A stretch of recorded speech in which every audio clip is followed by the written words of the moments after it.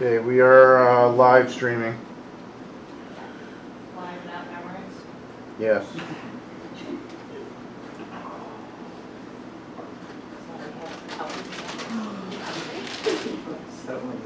have 2 buckets of water. Look at you, Girl Scout. I think I have an extra color copy. Do you guys want it? Hi, hi. What are you doing here? Coming to the meeting? Yeah. Hi.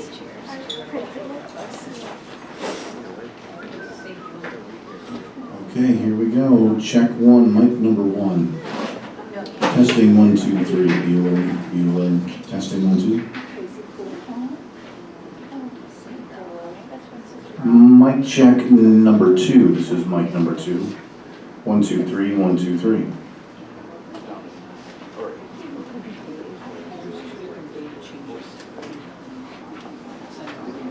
Fantastic. Mic number 3. Check, check. 1, 2, 3. Mic number 3. Super mic. 1, 2. Microphone number 4. President mic 1, 2, 1, 2, 3. Mic 4. Mic number 5, Johnny 5. Check, check. Mic number 5.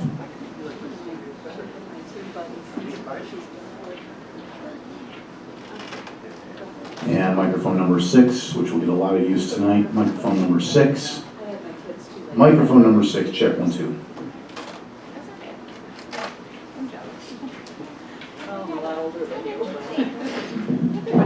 And you probably can't see in the frame, but this is the podium mic.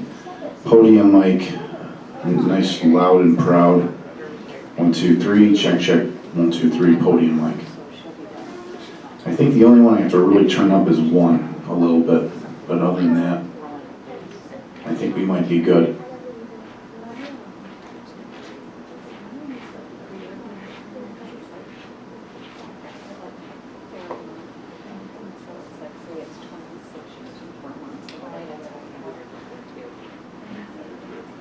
When did you start YouTube? When did you actually start? What, like a year?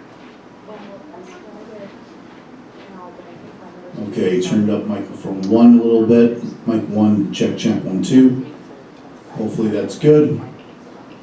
And I'm gonna go back to the camera here.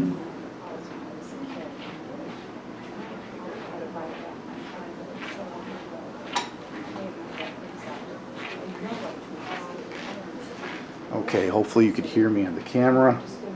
This is the natural sound. And if you can, let me know.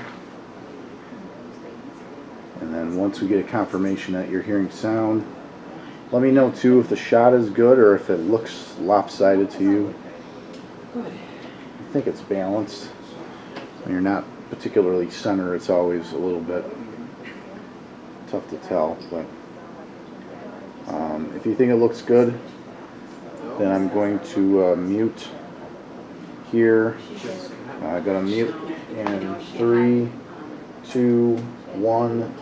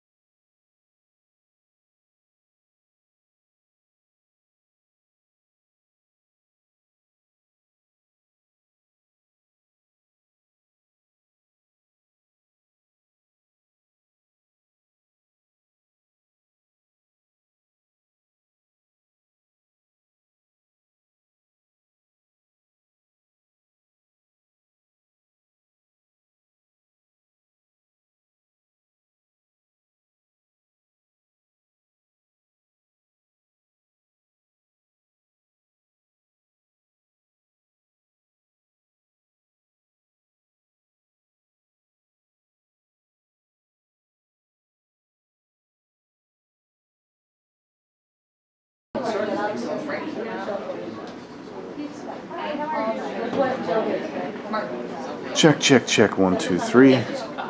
Just checking the volume on the live stream.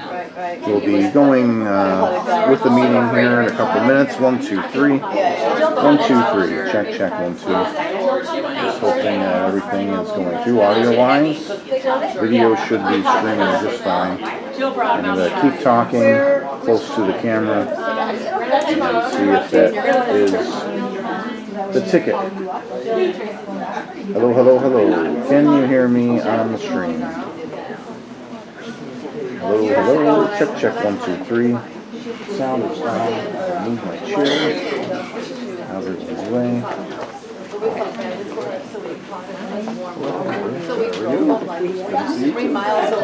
Alright, okay, I will go back to muted right now until the meeting starts.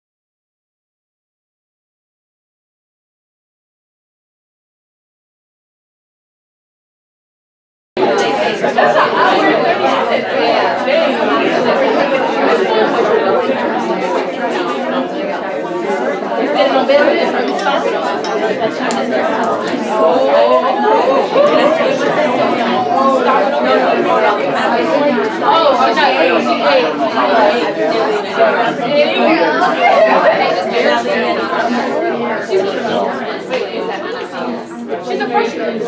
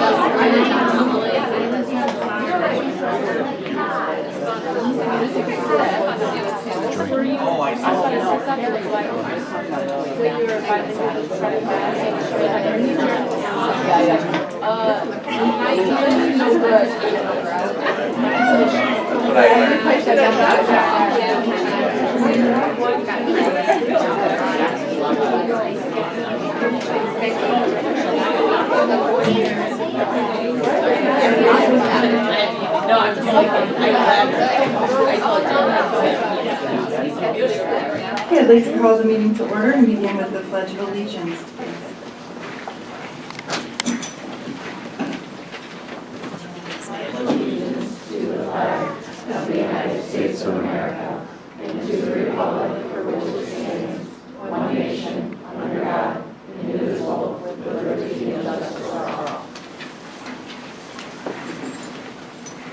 With us this evening, we have Glenn Bobek, trustee, Jay Grover, trustee, Sherry Steffens, trustee, Jude Kuhn, our district clerk, Dr. Brian Graham, superintendent, I'm Ashley Dreyer, president, Sue Marston, vice president.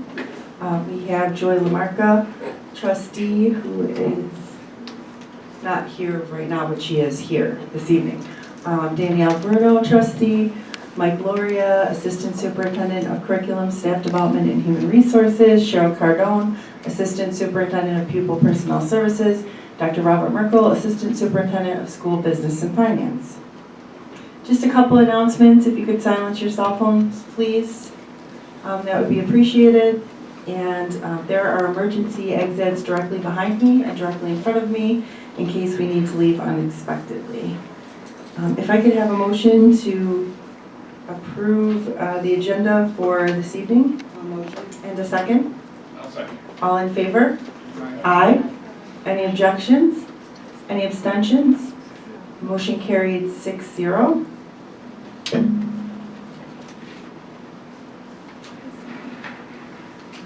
If I could have a motion to approve the minutes from January 8th and January 29th, please. And a second? I'll second. All in favor? Aye. Any objections? Any abstentions? Motion carried 7-0. We have some student ambassadors with us this evening, beginning with the middle school. Could we have an introduction, please? Good evening, Dr. Graham, Board of Ed, members of our school and community. I have with me tonight Reagan Pankow, a member of our middle school student council. She is the multimedia specialist here to give you an update on what's been going on at the middle school. Hello, my name is Reagan Pankow. I am the multimedia specialist in the VCMS Student Council. I run a committee that shares announcements for the upcoming events. Currently, Student Council has been running the annual VCMS sucker sale. This year, we sold suckers for 50 cents and ring tops for $1. Students could buy a sweet treat for their friends, themselves, or a teacher, and they will be delivered on Valentine's Day. We have also been planning the Valentine's Volleyball Tournament, which will take place on Friday, February 16th. Teams from each grade level will compete against each other in an elimination-style tournament during the day. The top 2 teams from each grade will then participate in the championship game in front of their grade level peers. The last event we have coming up in VCMS's first Winterfest dance, which will now be held on Friday, March 8th. It was originally going to be held on January, but got rescheduled due to the snowstorm. There will be a DJ, hot cocoa stand, and pizza. Thank you. Thank you.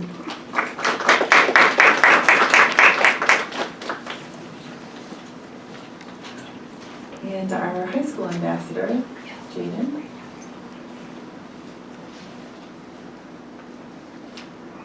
Good evening, everyone. My name is Jaden Kleinschmidt, and I'm a junior here at the high school. This has been an amazing year so far, so I would like to share some events currently happening at our school. This past weekend was the high school's Red Carpet Winter Ball. The student council did a great job of organizing and decorating for the event. The dance was in the main gym, with flashing lights, disco balls, and a DJ. I'm sure every student was excited for a fun night with their friends. Everyone was dressed nicely with an amazing red carpet entrance. If you'd like to see beautiful pictures of students walking on the red carpet, go to Larry Sidelines on Instagram. Tickets pre-sale were only $15 for a whole lots of fun. Anyone who wasn't able to attend this year should definitely think about going next year. This Wednesday is the first of 2 All-Island Band concerts. There are many concerts throughout the year, but All-Island concerts allow the audience to recognize the amounts of progression students have made. To showcase the progression, the concerts include band groups of all ages, from beginner bands to the advanced wind ensemble. It is important to understand that the music we learn is not easy. The amount of work students put into music is unmatched, all while balancing the importance of standard academic classes. Music is proven to help a person's everyday life, so I would highly recommend to start learning, young or old. In 1 month, on March 7th, a college night will be held from 6 to 8 p.m. in the large cafeteria. Students will be able to see different college options before applying in the future school years. For each college, there will be pull factors listed for encouraging students to apply. Trying to search for a college with no information can be stressful, so having a good understanding of what you are applying to can help you not take a shot in the dark. This is a perfect opportunity for students, especially juniors, to prepare for their future. Lastly, a few weeks ago, the high school musical, Cinderella, was performed. From a cast member's point of view, the experience is amazing, and the memories will last a lifetime. I've also heard wonderful reviews from the audience's perspective. The cast worked so incredibly hard, along with the directors putting in 3 times the amount of work we did. It truly was a show I wish everyone could have seen. Students should be encouraged to join the musical, to try something new and make new friends. Everyone is very welcoming, and they may really like it. If you didn't get to see this year's musical, there's always next year, so make sure you save some time for the very beginning of February to come see us. Thank you all so much for your time and for this opportunity. Have a great rest of your night. Thank you. Hey, Jaden. Jaden, are you taking off? Yeah. Are you staying for the meeting or are you taking off? All right, hold on a second. You're going to miss the round table. Did anybody here around the table get a chance to see the musical? I don't remember Jaden, sure. All right. Well, Jaden, you were great. Yeah, Jaden has amazing. I think it was sold out Saturday, right? It was packed, and the meet and greet was outstanding.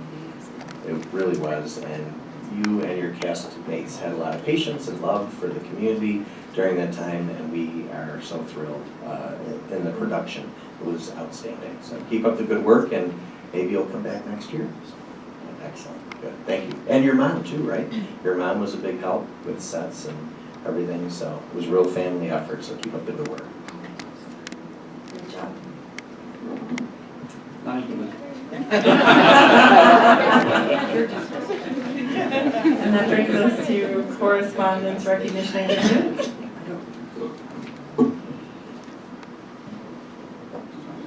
Sean, do you think you could come up to the podium, please? Billy, would you stand next to him? That would be great. So, Sean, I understand that Section 6 took some time to recognize you as Coach of the Year for junior varsity throughout Section 6. So let's give Sean a huge round of applause. Billy, I know you guys, all right, very good. Nice. So we'll do a group picture with the both of you and the board in a minute, but I'm just wondering, Sean, actually we'll start with Billy. Billy, from your perspective, you've worked with Sean for a long time. Maybe just add a little color and a testament to why this is such a great honor for him. Well, I mean, Sean's been with me for I mean, the whole time I've been coaching, he started out as my assistant when I took over varsity. A lot of hard work, he's put in the time. I'm grateful for all the things he's done over the years. He even helps me with the big tournament that we host here every year. He really works hard, and he's done a real good job getting these guys ready for when they come up for varsity, and we've been continuing to win over and over again, so I'm really grateful for all the things he's done. Yeah, that's excellent. Thank you, Billy. Congratulations again. And Sean, I'd like to for a minute. Maybe just talk about your, the last season and some of the successes and challenges the team had. Sure. If you don't mind, I'm prepared a little bit. Okay, no, that's perfect. I'm not very good off the cuff, even though I'm a teacher. No, I first wanted to say thank you to Dr. Graham for having me and the entire board for recognizing me tonight.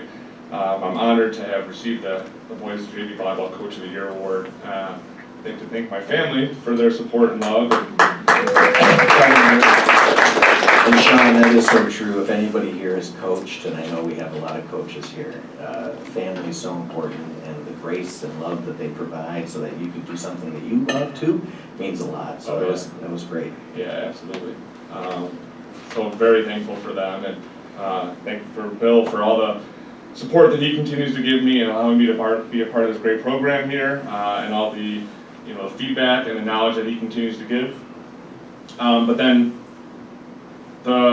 this award is really just a testament to some of the guys that are here behind me and the entire team, and just how that their hard work and dedication that they put forth this entire year. I have 3 sophomores here, Chase McGuire, Ishmael Masudi, and Cam Willer. Boys, can you stand, please? So these guys, I had four sophomores on the team, and one of them couldn't be here tonight, but I asked these guys to be here, part of the team, and they were a core part of the entire year. Just a little bit of kind of how the year went down. We were undefeated in the league with 10-0, and we went 3-1 in non-league, beating Lancaster, West Seneca West, and St. Joe's, with our only loss against the Division I team, which would have been Frontier. We won the North Tonawanda JV tournament. We beat Clarence, which is a predominantly very good program at Clarence. And we beat them in 3 games, and then we ended up going to the JV end of the year boys volleyball championships and finished second to Frontier in the finals.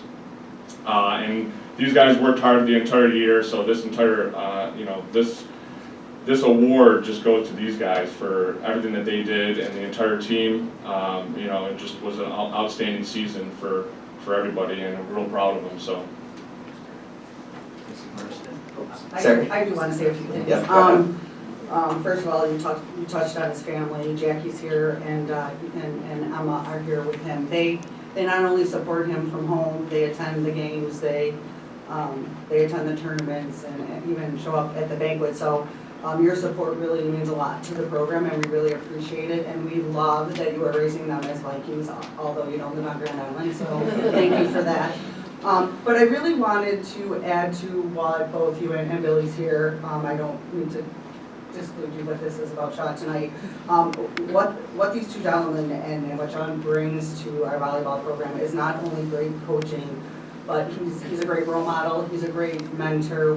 The lessons that they teach our boys on and off the court are really fantastic, and I think they make a lasting impression on them. So we thank you for that, and we thank your families for all of your hard work and dedication, because truly, it takes everyone to do that. But really, I think more than a coach, you are a fantastic role model and a mentor to our kids. You also nice. Talk about you later. But anyways, so thank you for that. Congratulations, Jackie, and thank you for your support. Sean, we're going to take at least 2 pictures with the board. Why don't you come up with the boys and Billy and the board, and then we'll do one with you and your family and the board. Sure. Okay. Thank you. Wow, the boys, the board, and Did he say something?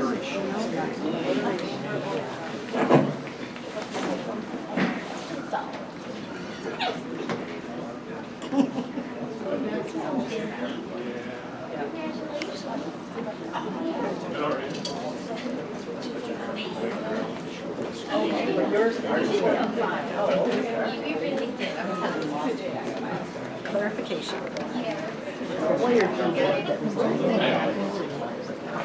Nice, I'll take the first couple, and then I also jump in, so if you're ready, look here, 3, 2, 1, perfect.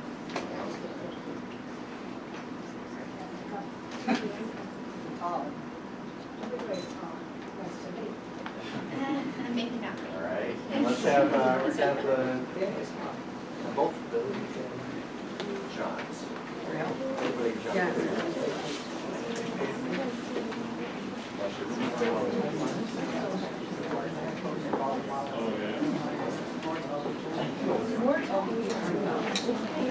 So, which one are we on? Yeah, you're right.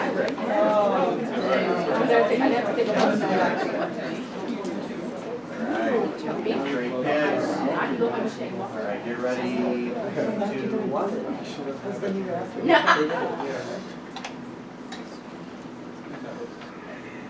Everybody looks good looking, but you can't help but do.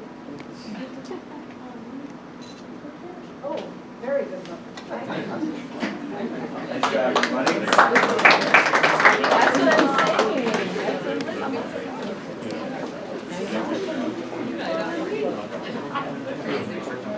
You guys can leave now.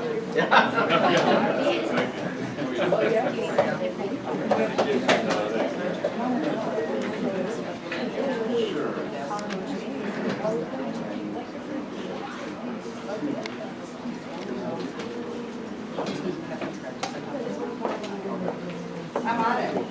Thank you.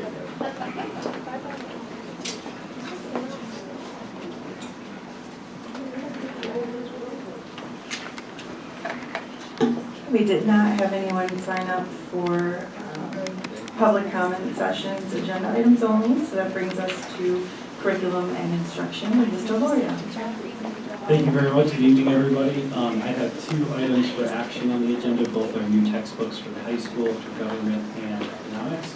That will require action, so I would ask to take action on those items at this time, please. If I could have a motion? And a second? All in favor? Aye. Any objections? Any abstentions? Motion carried 7-0. Thank you. Item C is just information of our January curriculum and instruction update. So if there's any questions on that, feel free to ask now or ask at any time if you wish. And then our last item is we do have a presentation with an update on the strategic plan, which we will begin tonight and continue at our March meetings as well. Any questions on item C before I proceed with our presentation? All right.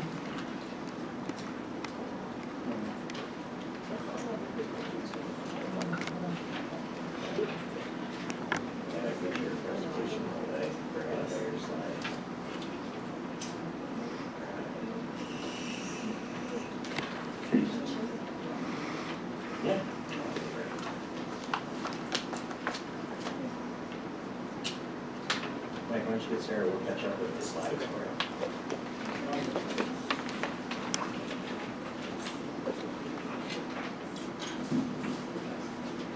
Testing, good.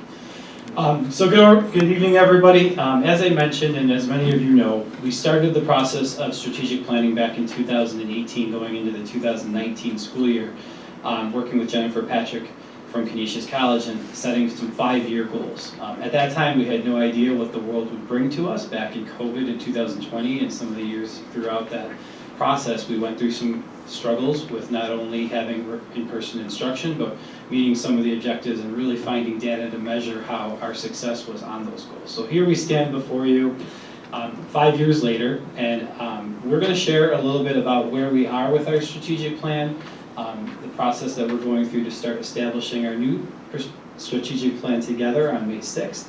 And each building will be presenting to you with some updates from their individual buildings over the course of not only tonight, which we'll hear from the high school, but also our next board meeting in which you'll hear from the middle school and the other elementary buildings as well.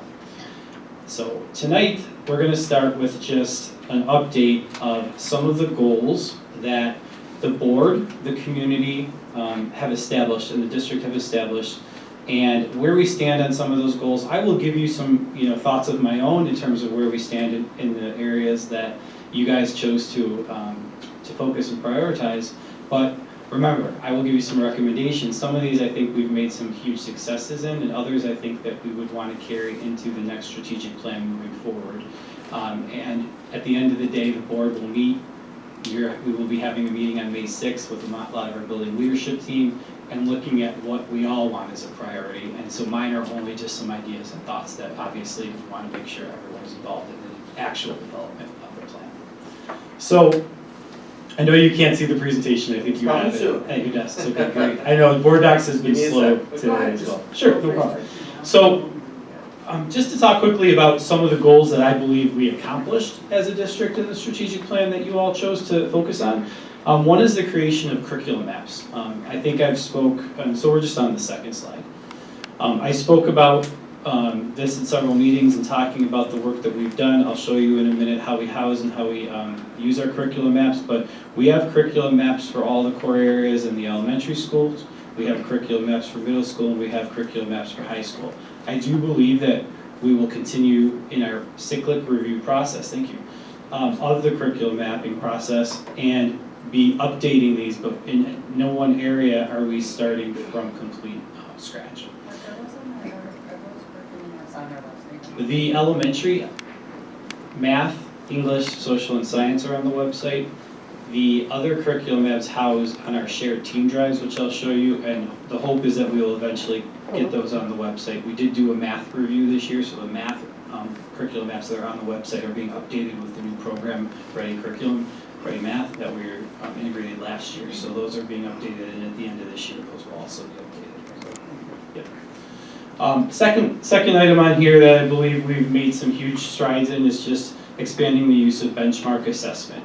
We are implemented an iReady program back at the beginning of the strategic plan.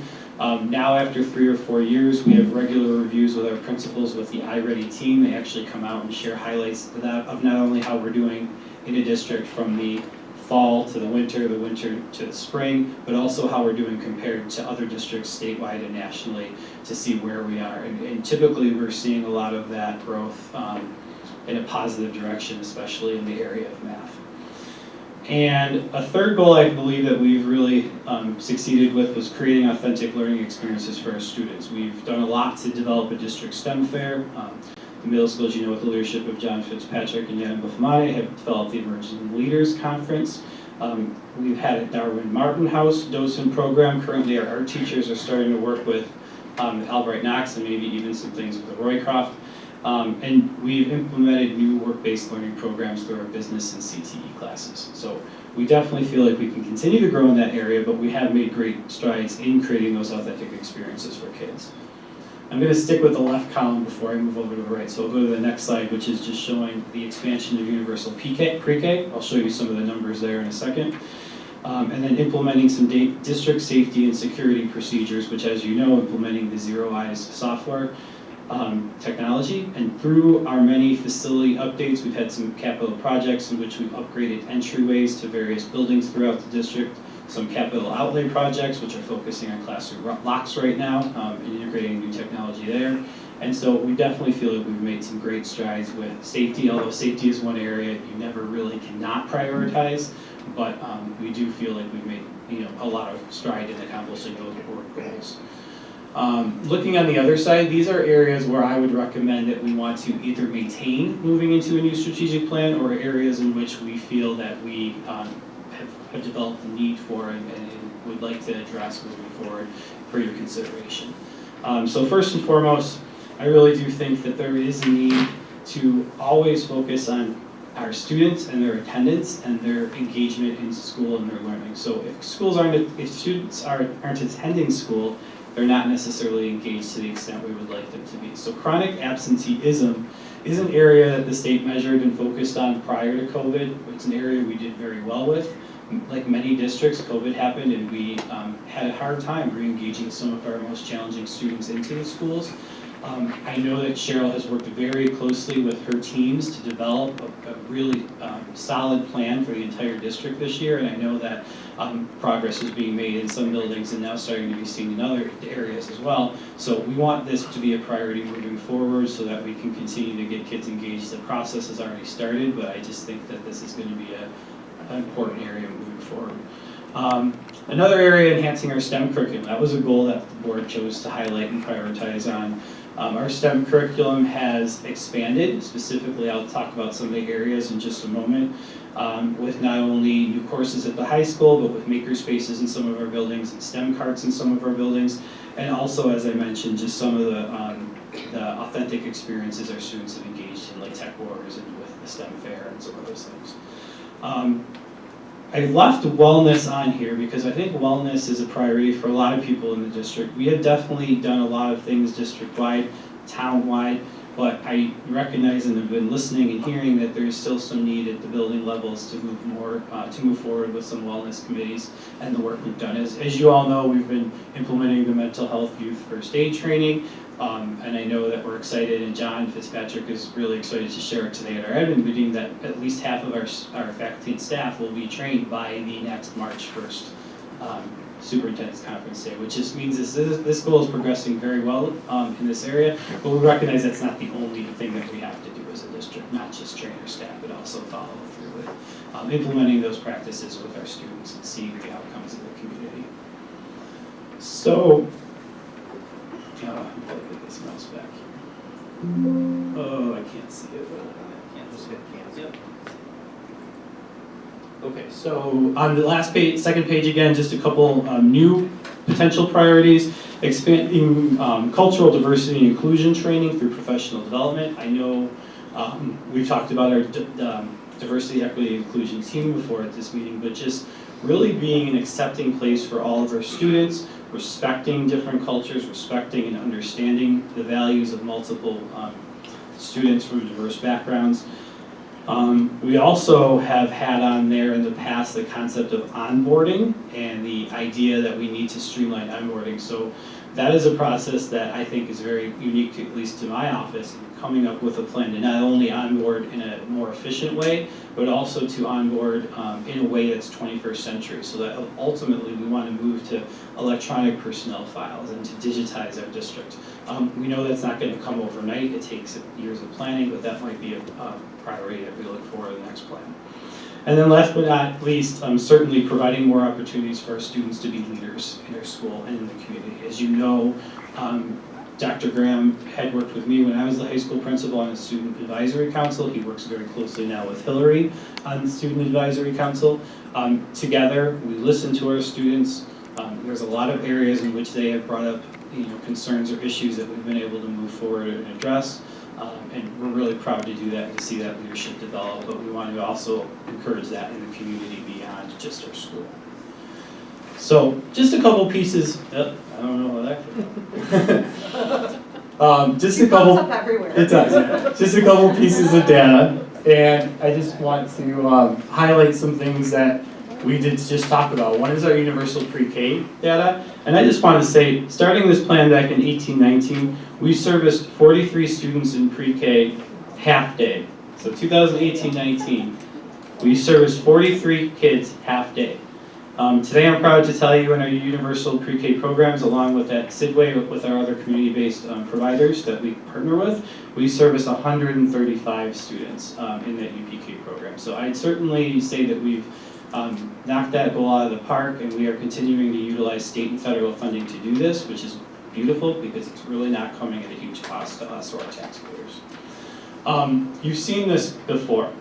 This is a journey of our graduation rate, our advanced regents rate, which I want to highlight because to me, I think this is the most important goal that we could possibly look at when we measure success for our teachers, our community, and our students, which is the ultimate desire of graduating from high school and being college ready for the future.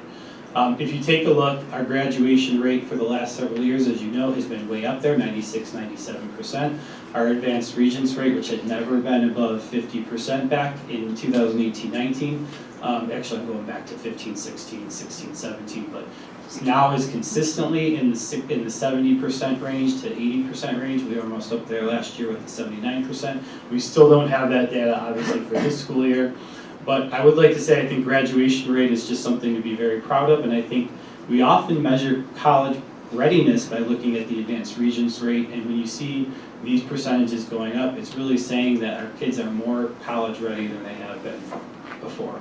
And it's not to say that everyone needs to go to college, but it is to say that the skill set and the problem-solving skills are entwined in some of those courses they need to take to get the advanced regions through our chemistry. I was going to say chemistry, but chemistry is not part of the advanced regions, but a lot of them do take that, and then as well the Algebra 2 course. So just to show you kind of how our curriculum maps are housed, if you click on the link, I don't know, did it say there's no access? It might be how it was uploaded. It should work, you just have to word Just hit aloud. allow. Okay, I'm sorry, I can't read. I need reading glasses at this age apparently. So yeah, so just to show you, we do have, and this goes to Sue's question, we do have team drives within for all of our employees, and I understand the goal to get it on the website as well as a goal. So that if you take a look, they're organized by building. If you look, for example, at the high school, you open the curriculum map, they'll be organized by department. Elementary will be organized by grade level, and there are some by department as well. But just to give you an example, if you click in the science folder, you'll see maps for all of our varying courses everywhere from the Regents Earth Science, Regents Chemistry, Physics, Living Environment, to some of our AP courses and some of our electives like field, you see astronomy on here, you see PECs on here. And so we're really proud that we've worked to accomplish and meet that goal and objective. And obviously these are continuous and living documents and they're always changed and being updated. And when Hillary talks, she'll talk about the changing Regents exams in some of our areas which are causing these to also continue to be adjusted. So,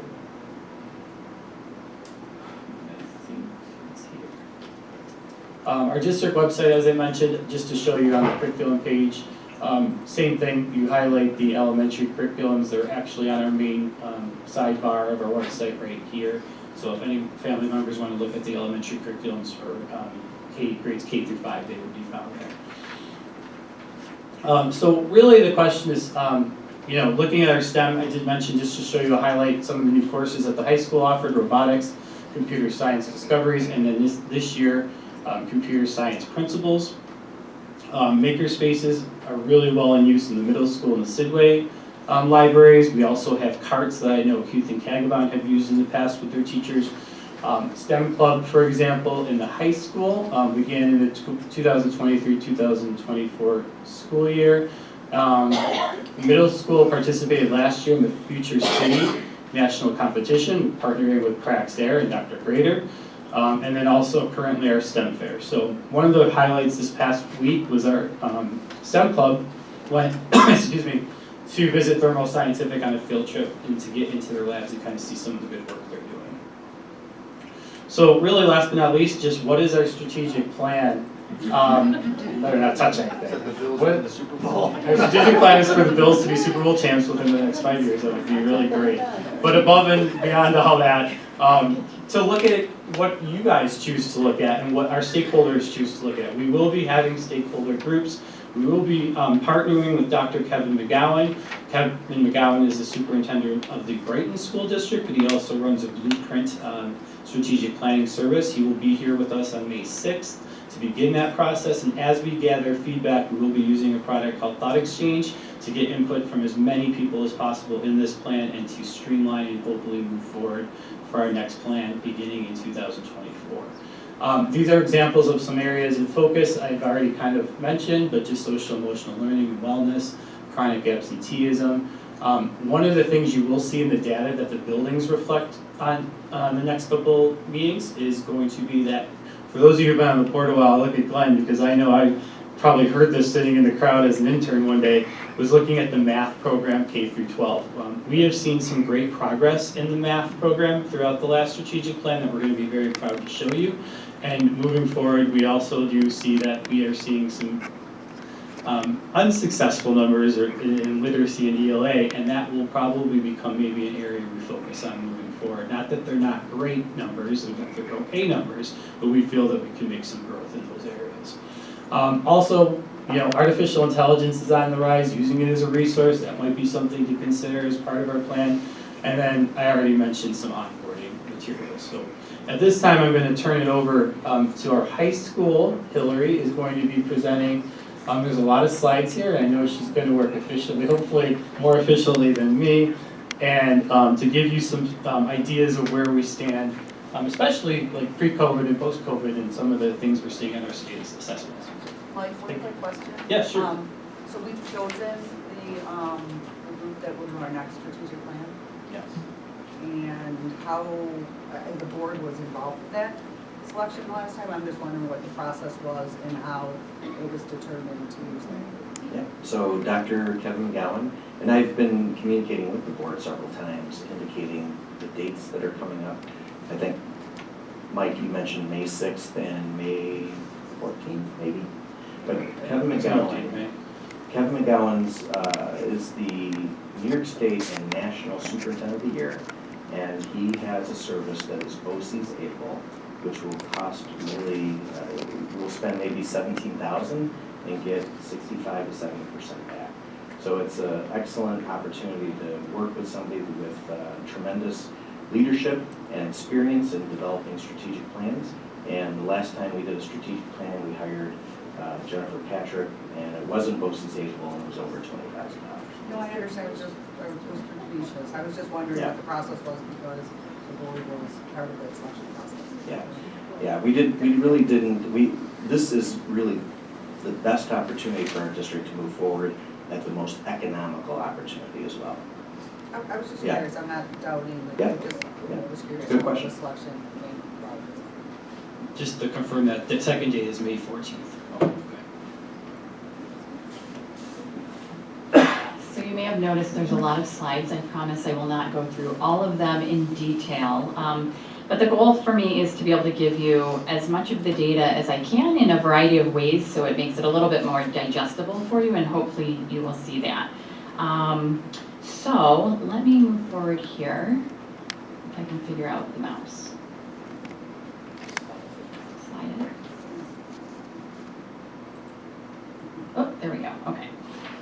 So on this first slide, you'll see a quick overview of our graduation rates, advanced Regents diploma progress, attendance rates, and chronic absenteeism.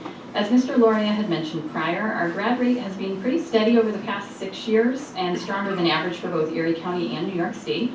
Our advanced Regents diploma rates have also been quite strong, and these are our students who not only met the 22 required credits and the general Regents exam requirements, but these students also take 2 more math Regents and additional science Regents and complete a language and arts or a CTE sequence.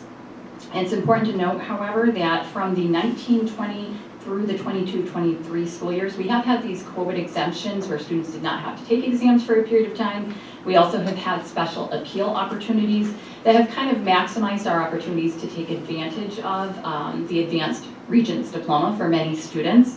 Now that these exemptions and special appeals are no longer in place, it is possible that we might see a slight decline because our students are getting back into the swing of taking exams, and our students do have to take these additional exams and pass them now. I don't anticipate a large difference, but it's possible that there could be some. With respect to attendance, you'll notice that the 21-22 attendance data following COVID did show a noticeable percentage of absenteeism if you look at that final column there. Part of this was due to illness. Obviously, we were still experiencing students having COVID and having to have the absences due to that. Part of it was also in relation to mental health and behavioral health factors that we've been observing with students. Last year, we began to see some progress with a reduction in those chronic absenteeism rates. You will see that top column, the top number there did reduce significantly and was, almost cut in half from 21-22 to 22-23 at our high school, partly due to a decline in the COVID rates again, but also because of some calculated interventions that we had put in place through our instructional support teams and working with our teachers. Working with Cheryl Cardone as well, we had some specific intervention steps that took place at certain thresholds of absences. And these included phone calls, letters, we had meetings with families, we continue to do so obviously with families and students, collaboration with outside counseling agencies and other social service agencies, as well as our social workers conducting a lot of home visits, providing individual counseling services with students, and interventions directly from those school social workers. So we've seen quite a bit of progress so far. There we go. All right. So again, I've included all of our Regents data for this presentation so that you may review it, but I only highlight a few of the core areas and provide you more with a broad overview of where we are at. The specific goals that had been established prior are also noted for you with each of the exam categories. One other thing that I just want to note as we go through the Regents data is that you will see perhaps a little bit of a difference that you note where some of the exams are now 1 through 5 in terms of the ratings. And at the time of the strategic plan development, a lot of the exams were still a 1 through 4. So you might score at a 1, a level 2, a level 3, a level 4, etc. We do have a handful of those exams that are still scoring in that range as they transition over in the next few years, and we have a 1 through 5 ranking. Essentially, level 3 plus is proficient for all of the exams. The only difference is a level 4 is mastery on those that are 1 through 4, and level 5 is mastery on those with 1 through 5. So with respect to mathematics, Mr. Loria had stated prior that in the past strategic plan, there was a focused effort on the area of math, and work was done to include at the high school an additional period of extended instructional time, as well as comprehensive academic intervention services for our students. Our June 2023 results have shown a marked positive impact for our students' performance outcomes for Algebra 1, and ultimately we have hit our goal for both proficiency and mastery for algebra. What you will notice here is that even greater news is the June 2023 proficiency results for Algebra 1 have actually placed us 3rd in all of Erie County and 4th in the Tri-County area, which is pretty fantastic. This is something that we're extremely pleased with, and we're proud of the progress that we've been seeing with our Algebra 1 results. I will tab through the rest of these math slides if I can get it to go.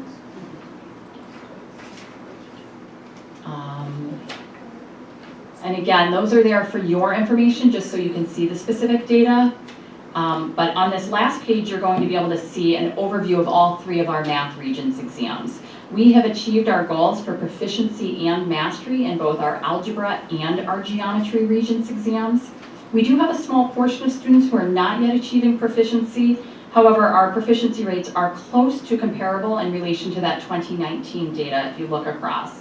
We're not quite where we want to be yet with our mastery, but we are seemingly on the comeback and starting to show growth in our students' math performance again, which we're really pleased with. Moving on to English. As you can see here, our English language arts, we've met our mastery goal and we are nearing the proficiency goal. We are continuing our work in this area again with some focused efforts in both reading comprehension skills and writing. As you can imagine, this is an area that took a bit of a hit during COVID. It was impacted greatly with our students reading and just the writing experience, writing in the classroom. So our English department has had a really focused approach in analyzing our students' performance data, and they are adjusting instruction to address a lot of those gaps that we have been seeing. Moving on to our social studies, and tell me if I'm speaking too quickly, but I know I don't want to take too much time. But in the area of social studies, we have 2 new exams since the development of the original strategic plan. The transition year of the global history exam had occurred in 2019, and then we had a new US history exam last June. So I will again skip ahead to the comparison for you. But here you will see both of those exams comparing across 2019 to 2023. And what you will notice for both is that we have been showing better than comparable proficiency rates when we compare 2019 to 2023 performance. We are showing fairly comparable mastery in our global history exam. Now, all of our students have taken both of these new exams at this point, so we do have baseline data for the upcoming strategic plan, and we will be using this as we set our goals moving forward. Now, as we move on to our sciences, you will see that this is a content area where we've seen marked impacts and shifts in performance for our high school students.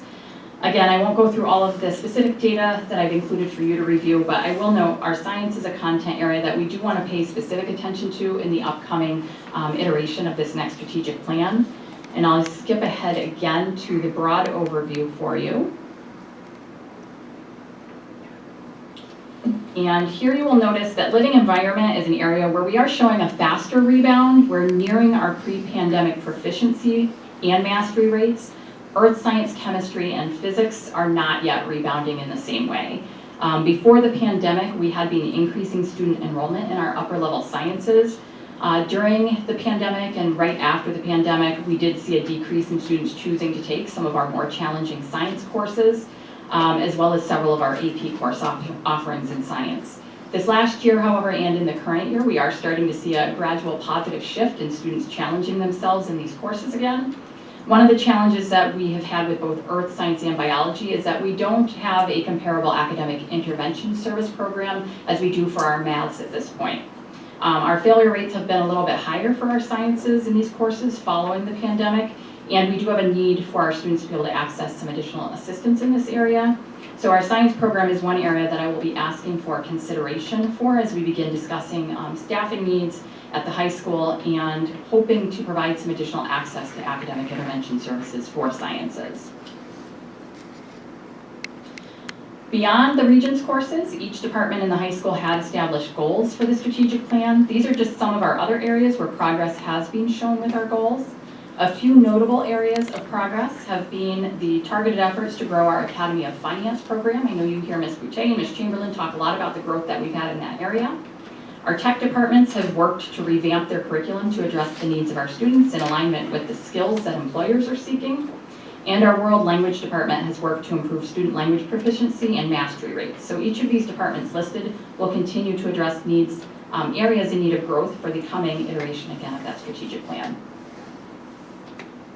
Overall, we're probably not where we would have been had we not had a pandemic, but with that being said, I'm incredibly proud of the work that our teachers have been doing at the high school to continue to provide rigorous instruction, to identify the gaps, and to address the students' needs. We're seeing many areas that are comparable to or better for proficiency across our academic areas, and in some cases we're nearing again or exceeding the mastery goals. We do recognize that there are areas that we have not yet met and they're not quite where we want them to be. Attendance and chronic absenteeism will continue to be a focus, as Mr. Lauria had said, probably for quite some time to come. Student mental health and behavioral health will also continue to be areas that require ongoing support. Finally, I just want to note that we will have 8 new Regents exams occurring at the high school over the span of the next 3 June exam cycles. This coming June, we are administering the new Algebra 1 Regents exam. We do have some discretion for when we implement the new curriculum and exams for our earth and space sciences, as well as the new life science exams. So that timeline will allow for some potential phasing in of some of the curricular concepts for the coming school year and then potentially administering those exams in June of 2026. We are in discussion about this at the high school with the science department, and we'll be making a recommendation to Mr. Lauria soon based on what we feel is both best for our students and comparable to what many of the other high schools are doing in the region. The baseline data for these upcoming new exams will play a key role in then setting our short and long-term proficiency and mastery goals in the upcoming plan. So thank you for allowing me to share information with you today. I hope you found that informative and helpful. If there's any questions for either of us? Ask Mike. Good? Okay, thank you.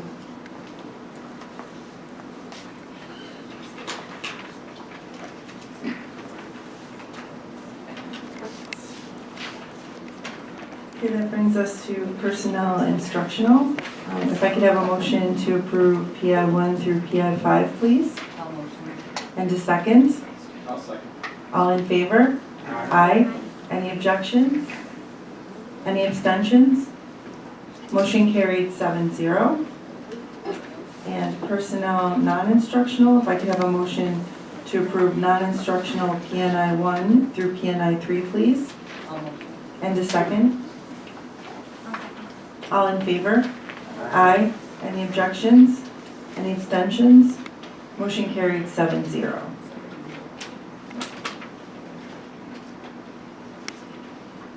Just asking about introductions. Okay, thank you. Okay, and that brings us to finance then with Dr. Merkel.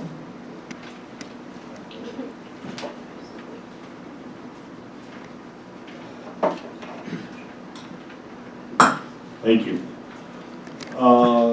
Items A and B tonight. A is actually textbooks for the high school, some language other than English textbooks. And then item B, we're looking for action on as well. Those are some obsolete buses. I will note there is one bus with some lower miles in there, some 2013 buses. I did talk to our transportation department, and a few of those buses that are in there did sustain quite a bit of damage during the one big snowstorm we had, when a lot of our buses had some damage. They're all 3 of the buses are 2013s, they're out of warranty, so those repairs are quite costly. And, those buses, even though they might not have high mileage, do, wear and tear over time. So just wanted to make those notes for you. So I'll be looking for action on those items first, if there's not any questions on those. If I could have a motion for E through C, please? And a second? Yes, Or A just through- A I'm and sorry, B. A and B, just motion for A and B, please? And a second? All in favor? Aye. Any objections? Any abstentions? Motion carried 7-0. So item C does require a roll call vote. That is the SECRA study for our capital outlay project, the site environmental quality review. I will ask you to please note, I apologize, the dates are incorrect throughout. That should be the 2023-24 school year, not 24-25. And 24-25 on my brain as I was doing the budget, so those should say 23-24 throughout. It'll actually be both years.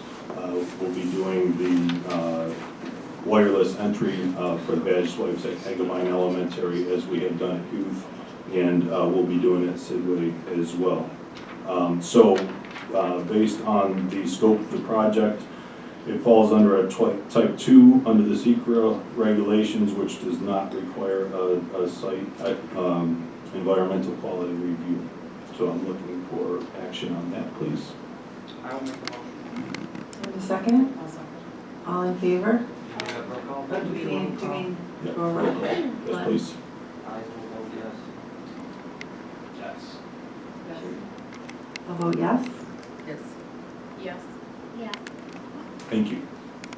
Thanks.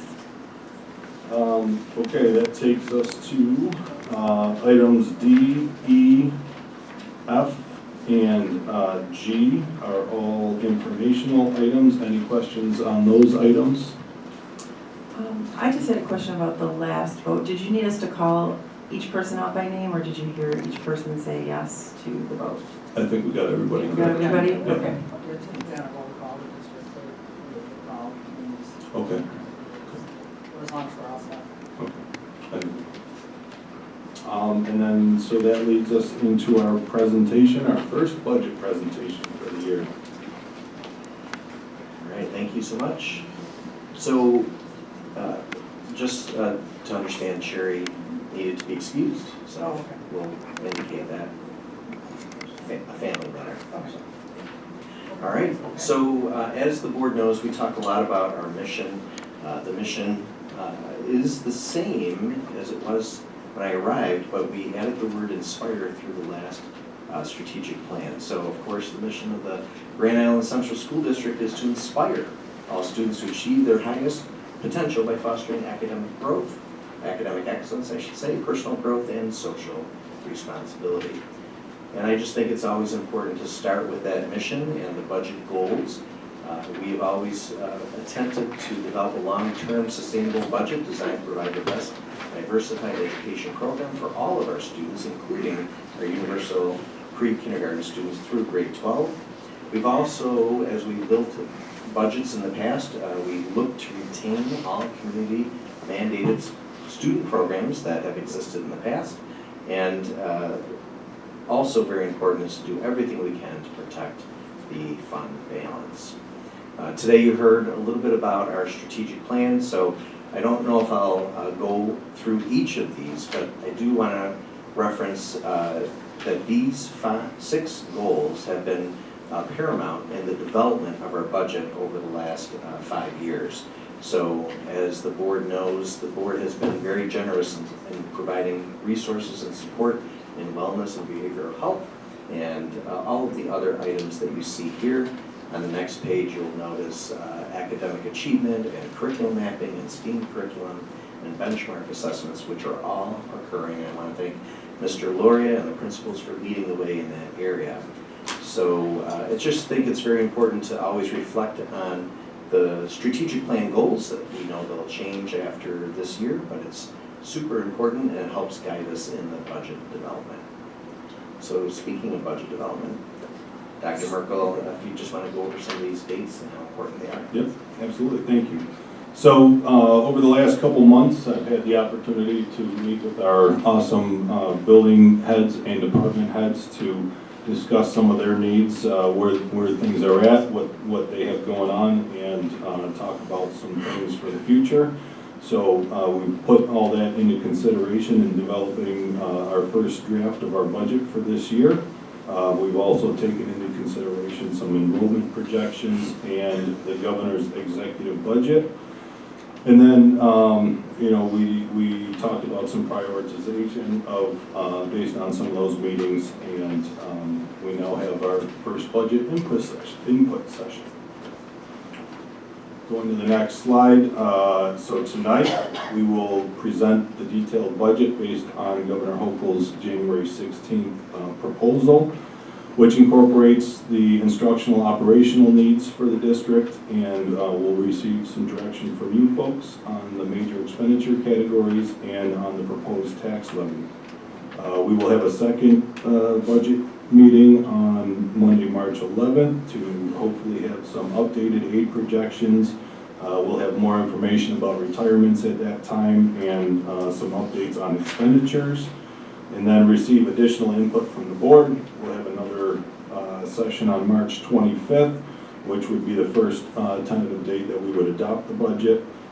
If we still have more work to do after that, we would go to April 9th, and then April 16th would be the last regularly scheduled board meeting to adopt the budget if we hadn't done so by that point.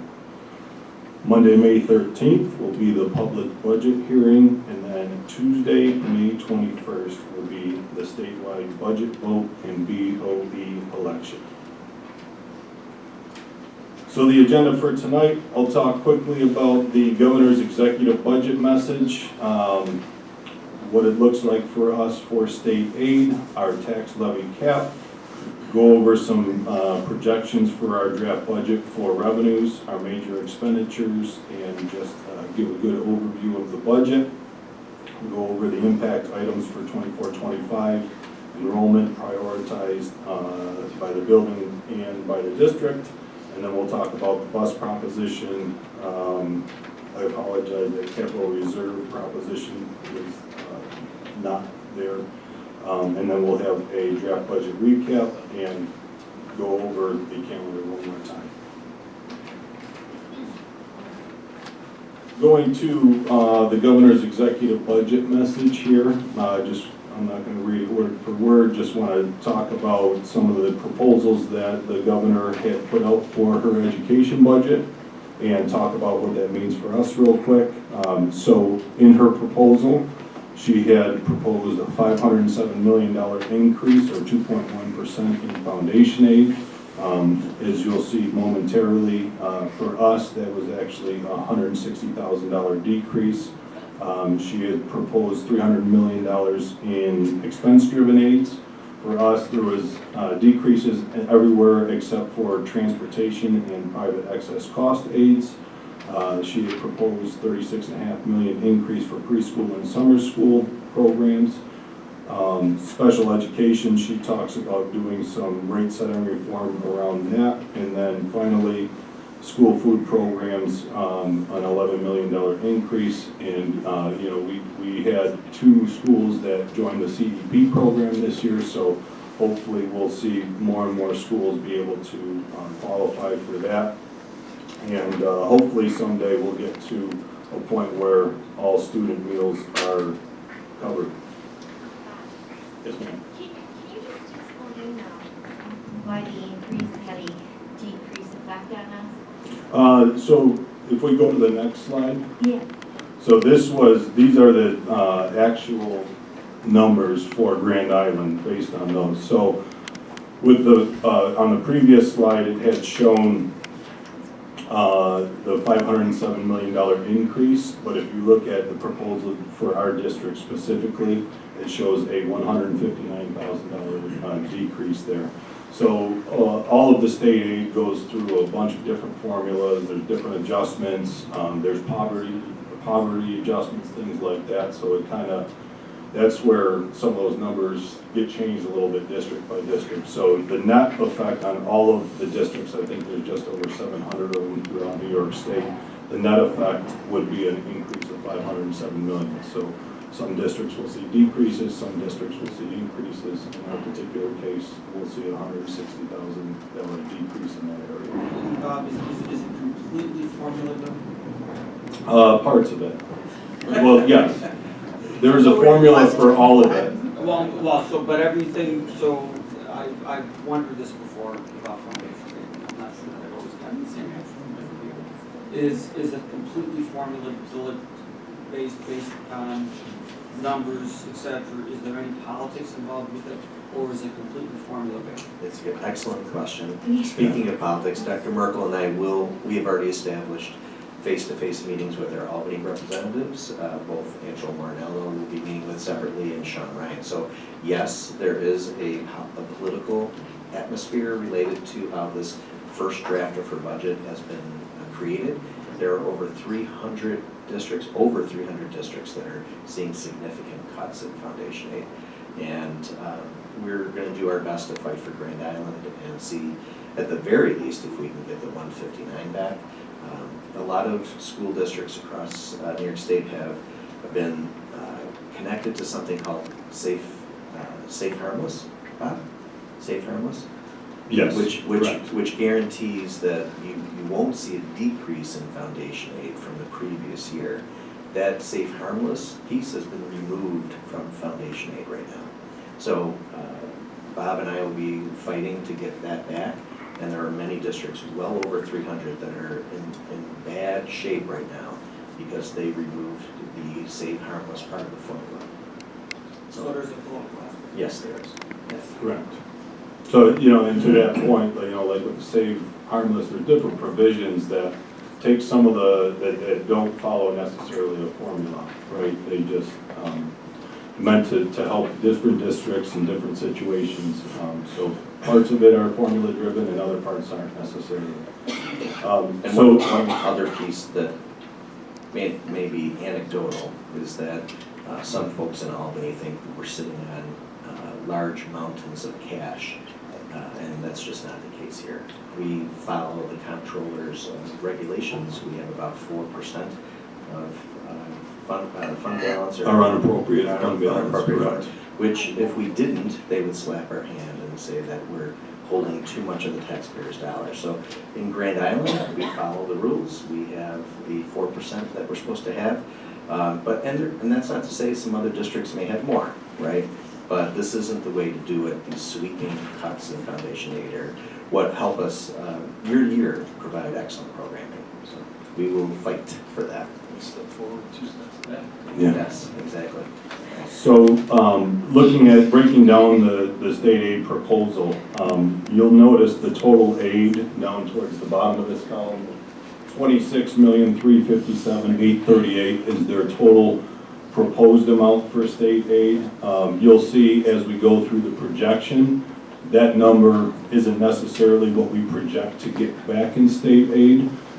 Because a lot of some of those aids are expense-driven aids, so you get back money based on what you spend. So oftentimes the state will overestimate those, and we would actually get back less than what they have down in their proposal. So we typically use numbers that are slightly lower than what the proposed amount is to represent what we feel or what we project would be the actual number that we would receive. So going down the line, there's pretty much they're projecting decreases in everything except for the transportation aid and the high excess cost aid, which, I take that with a grain of salt because those are some of the aids that they typically, one example of 22-23, the projected transportation aid was 2.6 million. The actual received was about 2.35, so we received 250,000 less than what they had projected. So when we do our revenue projections and things like that, we don't necessarily go all the way up to what they propose. And these numbers will change, right? That was her first run, so the numbers could change. They could go up, they could go down. But those are the projections based on her first proposal. Moving to the tax cap. So following the tax levy limit formula here, we come out to the tax levy limit with exclusions is $40,446,112. This would be an allowable increase of $851,464, which is an increase of 2.15% over the tax levy last year.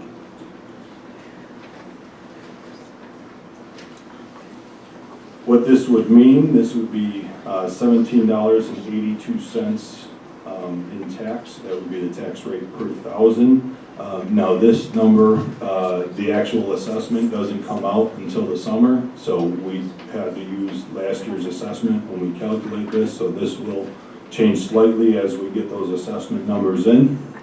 But if you look at the next two boxes down there, on a tax bill of $180,000, the dollar amount change would be $67.51 total on the tax bill, and then if for somebody receiving a star assessment value of $30,000, their tax bill would change by $56.26.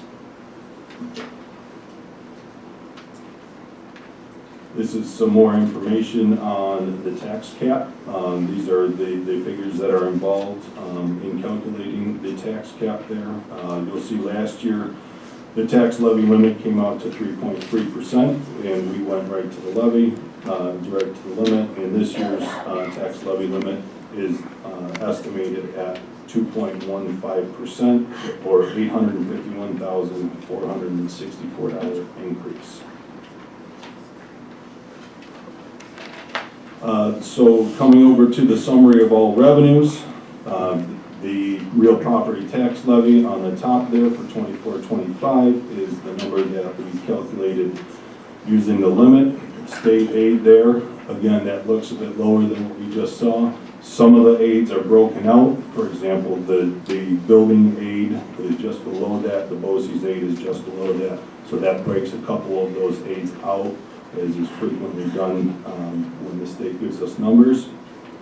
We did estimate an increase in sales tax based on historical numbers, so we estimated $4 million there, and most of those other numbers remain relatively flat. And then there's an appropriated fund balance of $7,454,000 for a total estimated revenue budget of $77,812,087.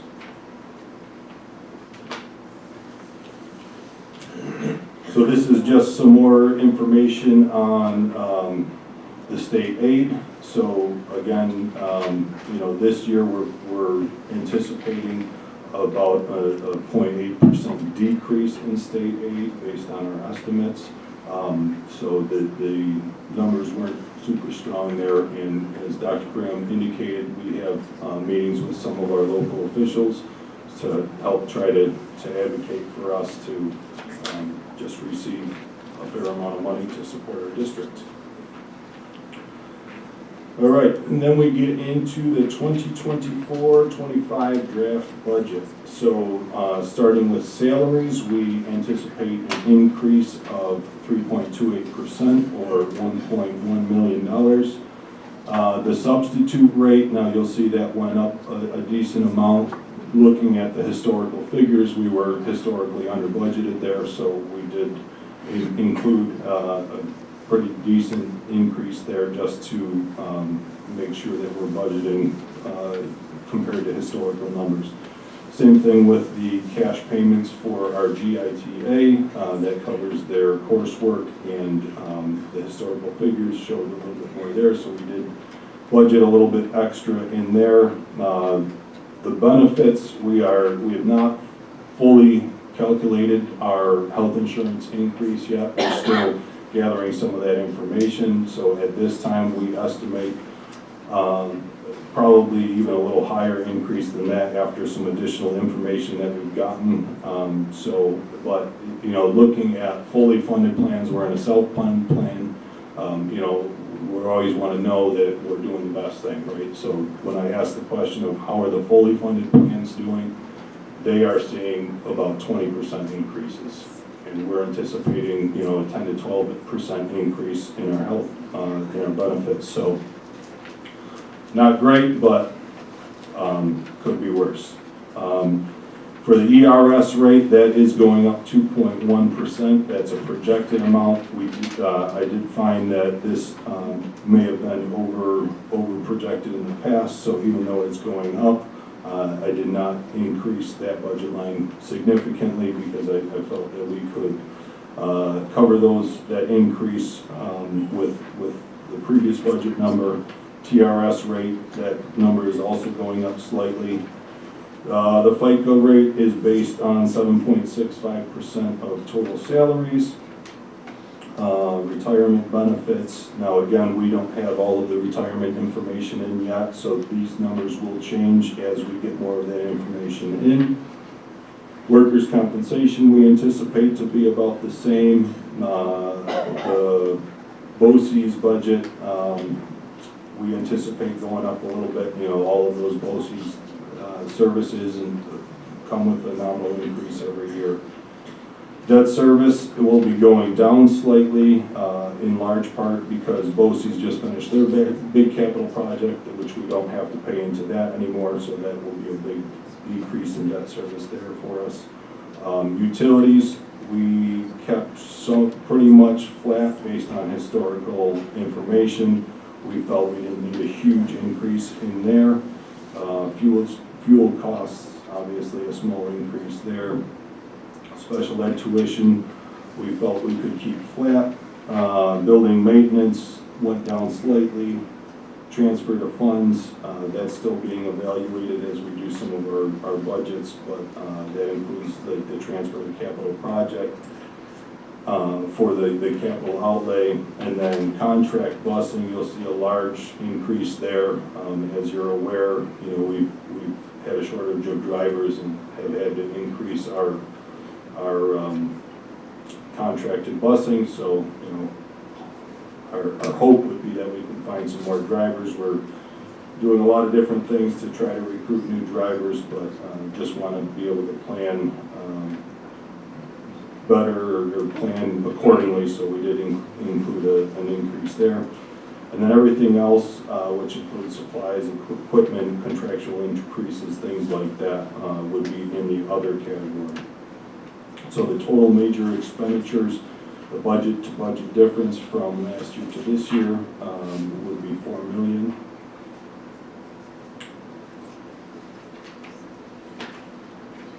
Going to the next page, the estimated retirement rates, TRS, ERS.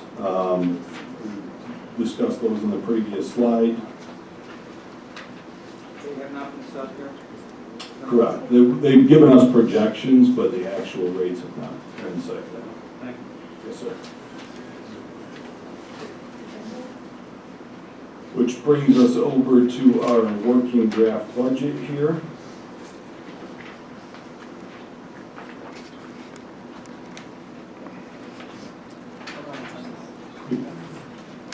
All right, if we have students here that have to be home by 9 and you'd like to leave, we'll take a brief break right now and sign the sheets.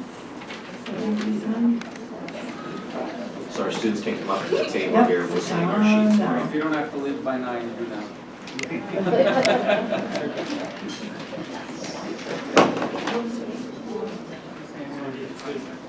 Anybody can sign too.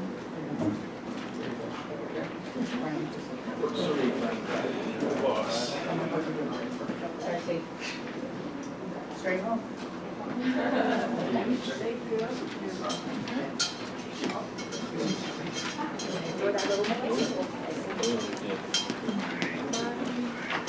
there are any administrators who would like us to sign a document for you, top left. If you're under 18, you have to. Just kidding. Take it away, Dr. Murphy. All right, so going under the working draft budget, compensation changes, these would be the contractual increases for our employees. We project that to be 1.574 million. The FICA increase is a percentage of that, again, 120,000 there. Health insurance increases we talked about. Most of these we've kind of already talked about. So the human resources subtotal would be 2.75 million. The instructional programs, the increase in cost of BOCES services and programs would be about 214,000. Special education, tuition contractual cost increases 102,000. Charter school tuition about 20,000. For a total instructional program of 317,000. Under the school buildings, as I met with a lot of the principals and department folks, it was resounding that, you know, some of our equipment is getting old and worn, so we did include some modest increases for them for equipment to try to replace some of those items on a gradual basis over time, so that we're not trying to replace a whole lot of things at once. And you'll see under the high school budget, we also did include the 25,000 for technology equipment based on what was in the budget last year of a 5-year plan for technology. So this would be year of two applied for that promise there. And then under the athletics, same thing. There was, we had talked about a 5-year plan for the fitness center. So this would be year 2 of 5 for the fitness center. And then an additional 15,000 of equipment repair for buildings and grounds for a total of 80,500,000. Or sorry, 80,000. A lot of numbers. They wish. Yeah. District-wide supplies, conference and travel contractual increases for about 52,000. Under support services, again, $400,000 increase for contractual transportation. Operations and maintenance, we decreased the utility budget by about $24,500 based on historical costs there. Coming down to debt service, we have capital debt principal, which would decrease 70,000, and then capital debt interest, which also decreased by about 200,000.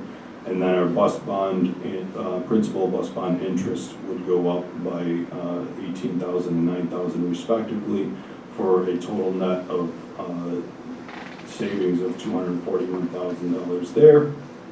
And then transfers to other funds, we still are looking at these numbers, so that would be 275,000 at this point. We just did have a meeting with food service, so that number would likely change.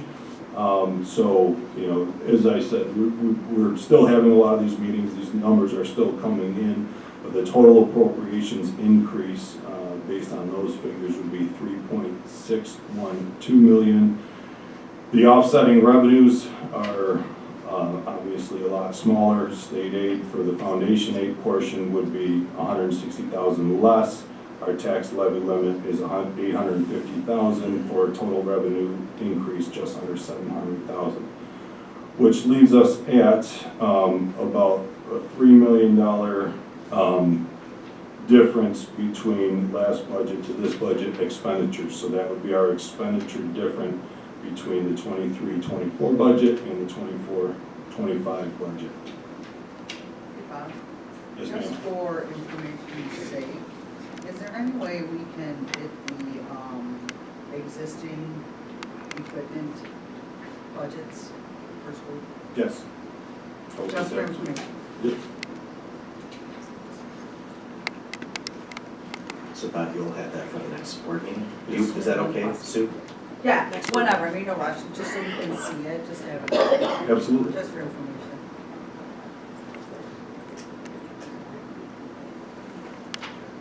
So Bob, in your summary of all the revenues numbers, you kind of created a balance there by increasing the appropriated fund balance, is that kind of what you've done? Correct. You did, okay.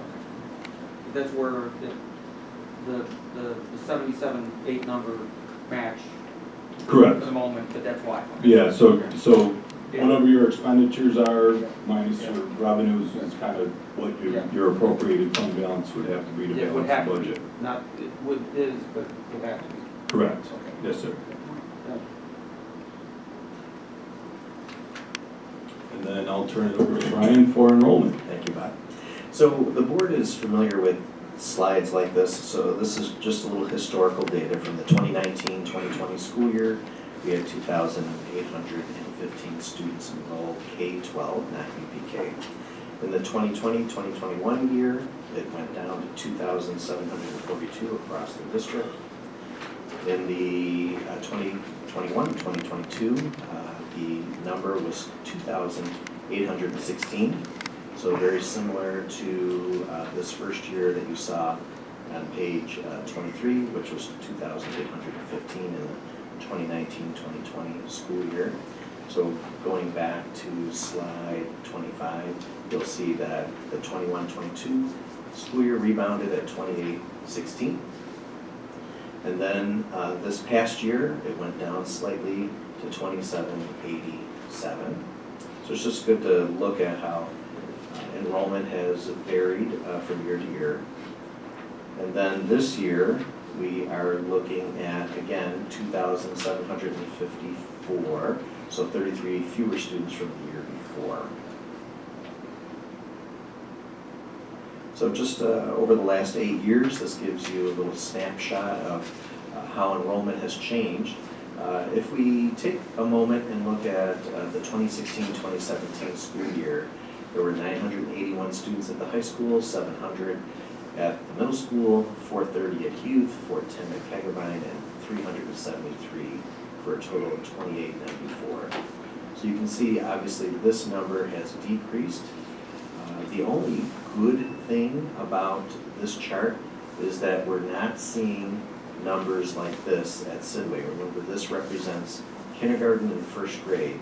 So in the 2016-17 year, this was very low, same as the 17-18 year, very low.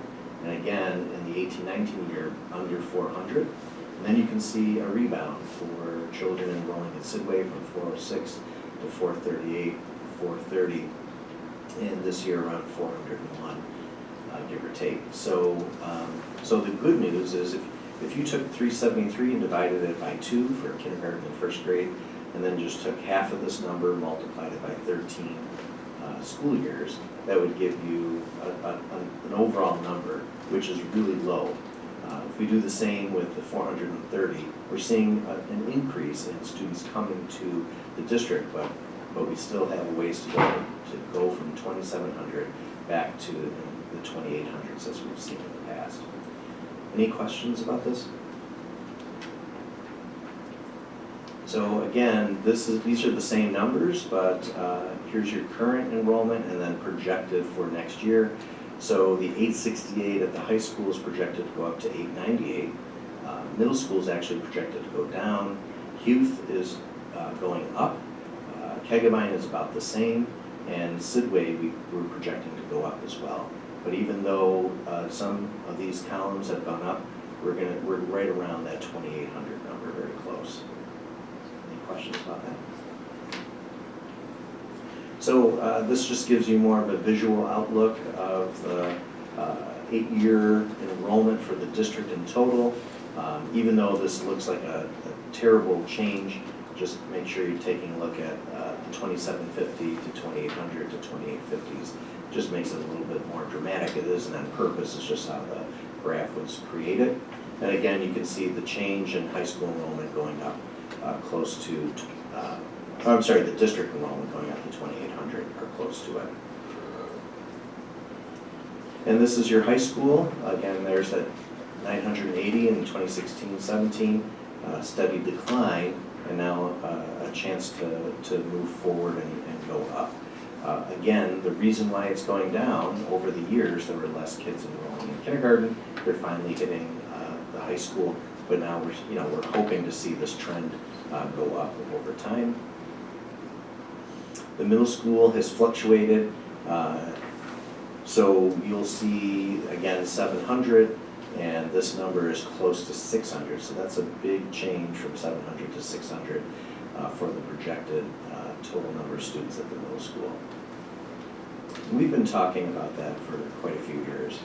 This is Huth and Keggabine combined. So you can see numbers in the 840 range, and then here is between 740 and 760, so 750-ish. But then you're seeing the increase in moving forward, and the projected number is slightly higher than it was over here. So that's good news overall as these children move through our program. And then again, you see the change, right? These kids in kindergarten, first grade, 8 years ago are moving through our system, and those numbers aren't as strong, but you can see that the projected number for next year is higher and in the range as it was in 22, 23. So current elementary class size ratios, as the board knows, this column where my cursor is Sidway. This column represents the number of grade level teachers, and this is the average class size ratio. This was updated on February 5th of 2024. And forgive me for reds and yellows, I'm colorblind, so sometimes I forget to turn off colors and when I'm looking at certain things, so I apologize about that. But you can see here, this row at Sidway represents kindergarten, and this row represents first grade. So our class size is around 18 or 19 in our Sidway school. These three columns represent Huth. This number of 127 is second grade, this is third, this is fourth, and this is fifth. These are the number of teachers in second, third, fourth, and fifth, and these are the average class sizes at Huth as they stand now. What you're looking at are numbers that do not include self-contained or children with special needs who have specialized smaller classrooms. This is our general education program that does have some support for special ed, but it's not the self-contained classes. So you can see that the average class size at Huth, if you combine all of these factors, is around 21 to 22. At Sidway, it's around 18, and at Keggabine, it's 21.4. So again, this is second for Keggabine, third, fourth, and fifth, and then these are the number of teachers assigned to those students, general education classrooms, and you can see the class sizes here, ranging from 20 to 23, and the range here is from 21 to almost 23 here. Any questions about current class size ratios? So this just takes this last row and separates it out so you can see Sidway, average class size, Huth, average class size, and Keggabine, and the number of teachers assigned to those buildings. This also shows you the kindergarten through fifth grade total, the number of students total with the number of teachers and the class size throughout our district. And this represents sixth grade at the middle school, so the change from 1,200 to 1,400, from 59 teachers to 68, and the average class size of 20. We do spend a lot of time on this because enrollment really does matter, and it matters in the resources that we're able to provide buildings as a result of that.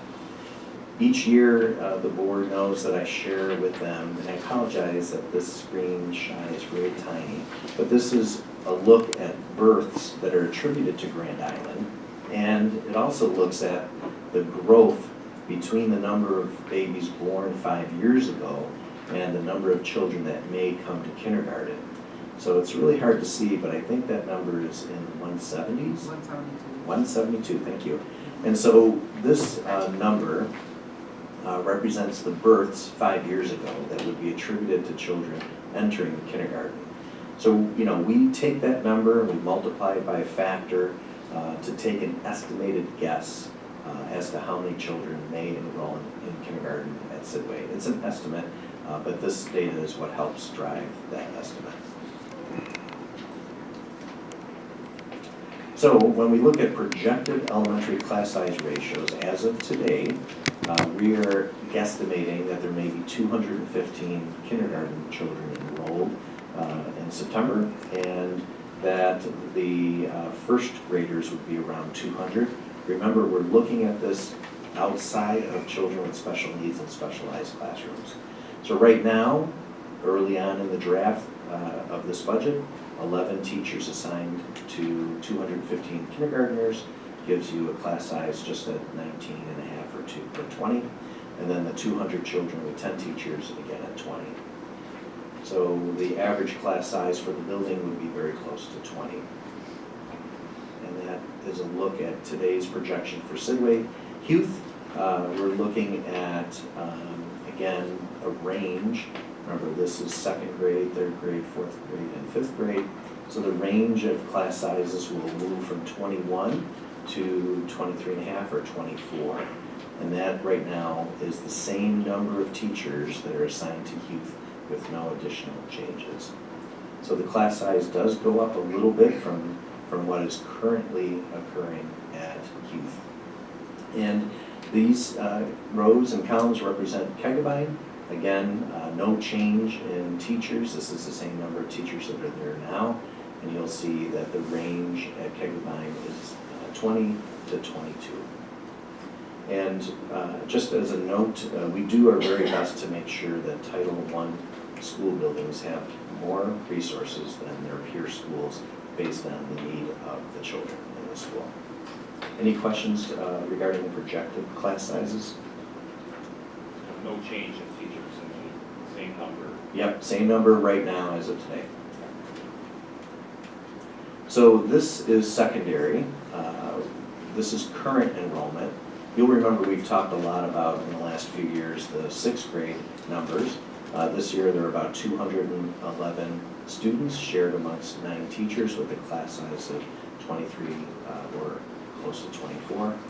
You can see that the current secondary enrollment, these are general education and special education co-teaching environments, and then these numbers represent children that are in self-contained classes.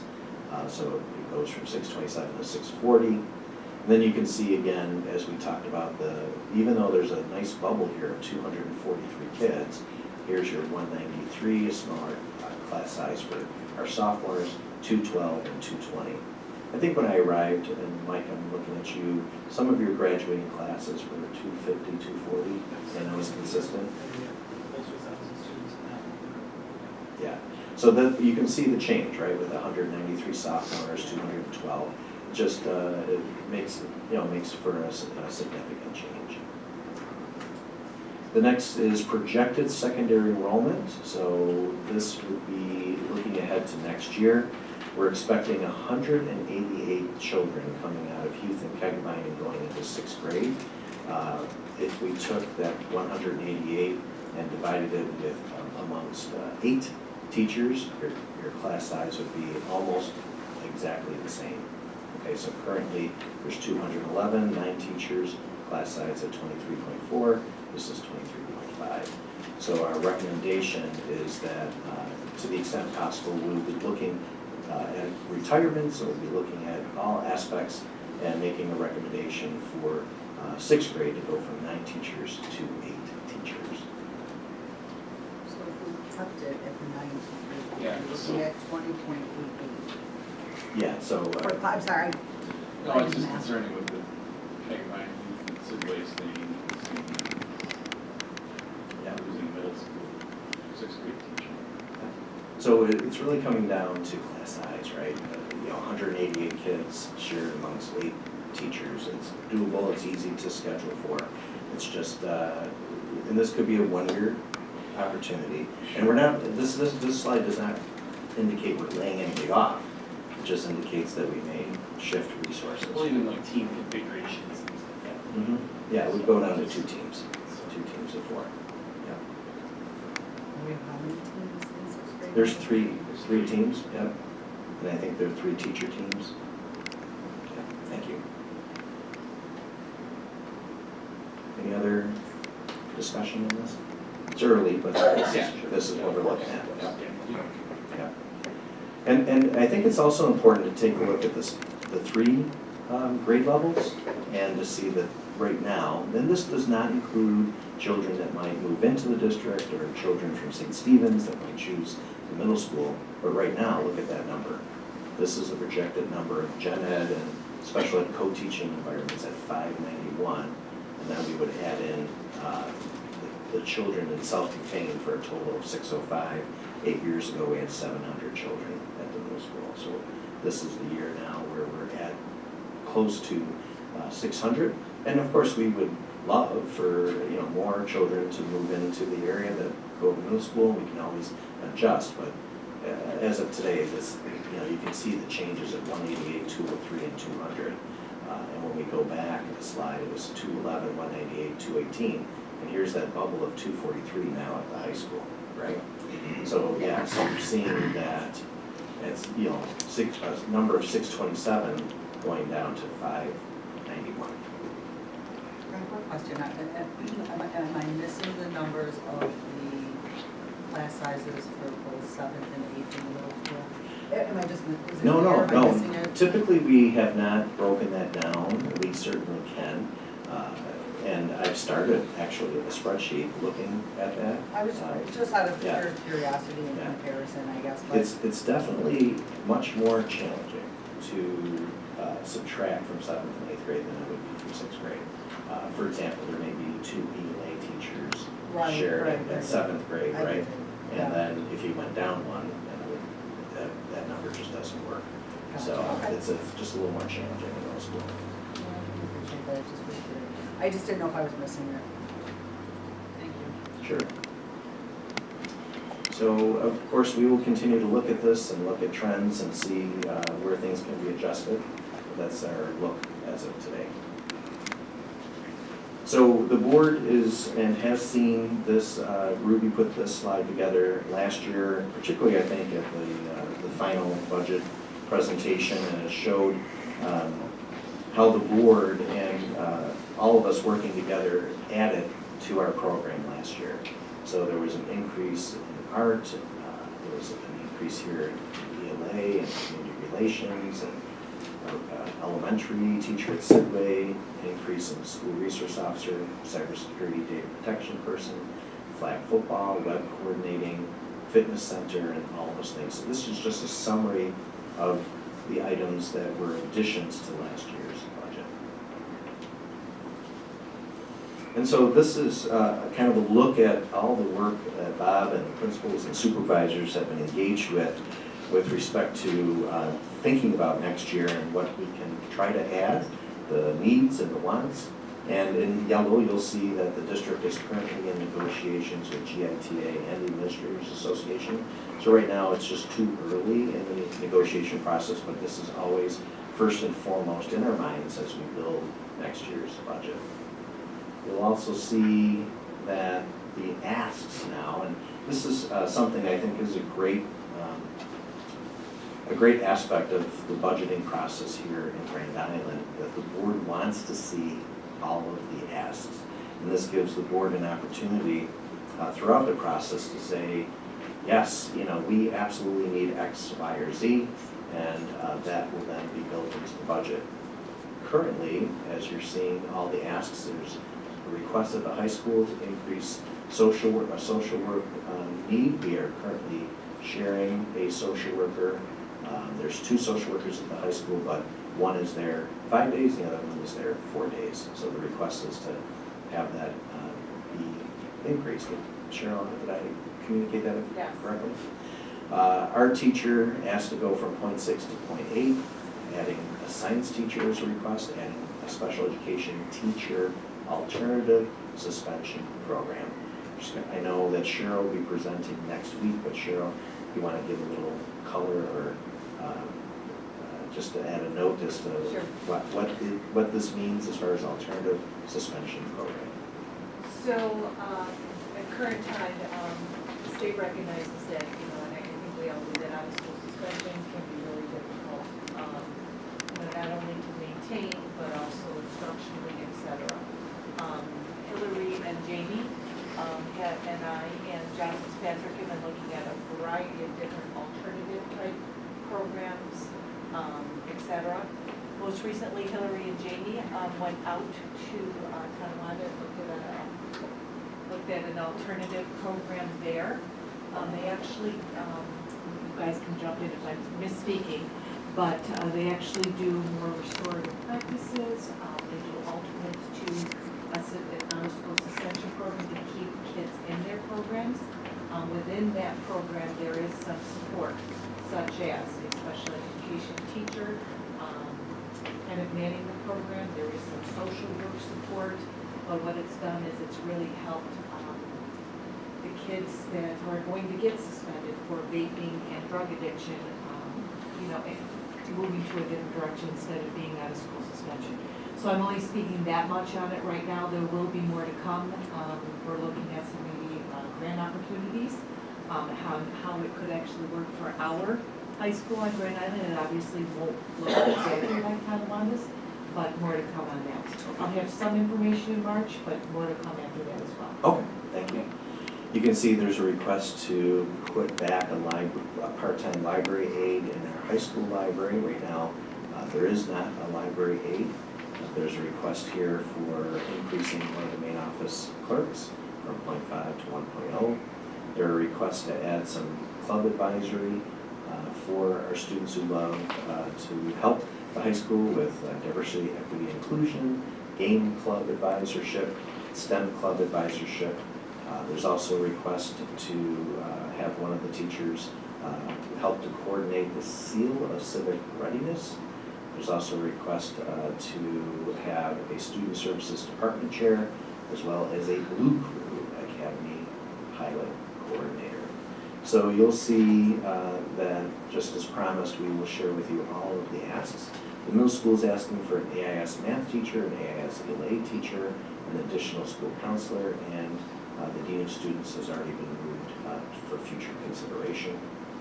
Sidway is asking for a 1 FTE math interventionist teacher replacing a teaching assistant position, and you'll see the cost of that. Kegabine is asking for an elementary teacher, if deemed necessary based on enrollment, talent show stipend for the wonderful talent show that is conducted at Kegabine, and the AV Club morning announcement stipend. So, continuing on, Youth is asking for an AIS teacher and a life skills teacher if the second grade needs more ICT classroom support. Additionally, Youth is asking for an elementary teacher if deemed necessary based on enrollment. And they're also asking for doors to be built to support children that need a sensory room. And I don't see a number figure, so it looks like that'll be asked of buildings and grounds if they can do it in their current budget. Is that correct? Yeah. For the district is asking for an instructional coach, an increase in social work, additionally an increase in pupil personnel services, more than likely related to, could be a variety of things, but Cheryl, more than likely related to the programs for kids that need support through suspension or something like that. There is a request, and there's more work to be done. It's just a request without a dollar figure, but I know Friday that Cheryl and Mike and John will be meeting with a company called Schoolfront Software, and they help with onboarding through human resources. So we'll see what the recommendation is once that meeting has occurred. Community ed stipend increase of $2,000 and community ed coordinating position. Right now, there's a clerk that is shared between community ed and the high school. Mrs. Chadwick is asking for that person to, I guess, have an increase, but it looks like that's already been moved to the other column, right? Yeah, so that was actually not the clerk position. That was just, if the programming keeps expanding, we might want to consider at some point making that a 0.5 position rather than just having it as a stipend. Got it. Okay. So you can see the requests and how those requests continue to grow in the proposed budget. And I'm going to Sue, do you have anything? No, I just have a quick question. Sure. Looking at your prior year budget revisions on page 42 for the 2024 budget additions. And then I'm referencing page 9 from our budget adoption, 2023-24 final from our April 18th meeting last year. And there are things on this list that are not on this list. And it only came to my mind because I think that the numbers are on this list and something that's not but the other thing. Just wondering where when the change happened. Could you, Maybe send us an email. email me the specific questions so I can look into those, please? Yeah, I mean, I can make copies of both of these and give them to you because there are quite a few things that are on the list here that were not on the final budget presentation, which I'm going to ask you to approve budget. Okay. Yeah, I'd be happy to follow up on those. Okay. I mean, they could have been things that were added in as the year went on, or I guess after budget, because I know money is set aside not necessarily for individual things, but there are a few things here that are listed that were not brought forward in our final budget presentation. Not that I don't think our web coordinators should get a stipend, I'm just saying that is one that I remember came up in conversation, because Sherry was disappointed that it wasn't in our budget for next year. So. But I will get copies of these two, with these two pages. So now, going back to Bob to talk about operations and requests from operations. So when we look down through some of these operations requests, you know, Phil and his team and I have walked the buildings. As we look at these requests, a lot of times what we do is we look at, you know, what would be the difference between repairing something versus replacing something. You know, you look at the track, for example. You know, the track might need to be repainted. Are we going to spend, you know, $40,000 to repaint the track this year, only to replace it in a couple of years down the road? So we're really taking a look at things, you know, just so you understand how we're evaluating that is, does it make more economic sense for us to try to replace it now rather than repair it and have it to replace it in just a couple of years? So some of the conversations that we have as we go through some of these things, Phil's team has been awesome in trying to help with some of these items now while we have some room. For example, the painting, his crew has been out in all the schools getting some painting projects done and just trying to freshen things up. And make sure that we're keeping up on things so that they don't get away from us. So Kegamine had some requests for some painting, repairing rooms, floors, etc. Sidway has a request. This has been a request for the last couple of years to replace the rest of their cafeteria tables with attached stools. Huth is looking for some additional software to complement their iReady suite. Also some new curtains for their auditorium and some science investigations materials. The high school is looking to replace 10 smart TVs at about a cost of $3,000 per piece. Replacing 3 sewing machines at the high school. Restorative practices, 25 people training and resources. 2 new sets of class desks at the high school, supplies and materials needed for the Blue Crew Academy pilot, the tech department equipment replacement plan. As you've seen earlier, I did include year 2 of 5 on that under our estimated equipment budget. There's a kiln repair item on there for $1,200. There is a request for some graphing calculators on there, 3 classroom sets at a cost of $7,500 per set. A color copier for the tech program, 2 laptop carts for the computer science program, 20 smartboard subscriptions from math and science, and then repainting of classrooms and main office. You know, as I said, Phil and his crew are already starting to work on some of these projects. And I know, you know, some of these items, for example, The 2 laptop carts, we've had some conversations with Robin and you know, looking at where we might be able to use some of our connectivity funds and things like that to support some of these asks so that they're not, you know, all coming out of the budget. For athletics, resurfacing the main gym floor, again, as I said before, in the track, you know, these are items that we're looking at to see, does it make more sense to resurface what we have? How long will that last versus replacing these items and really taking a deep look at those. Softball and baseball windscreens, that would be about $8,000. There's some pool suggestions for $25,000 there.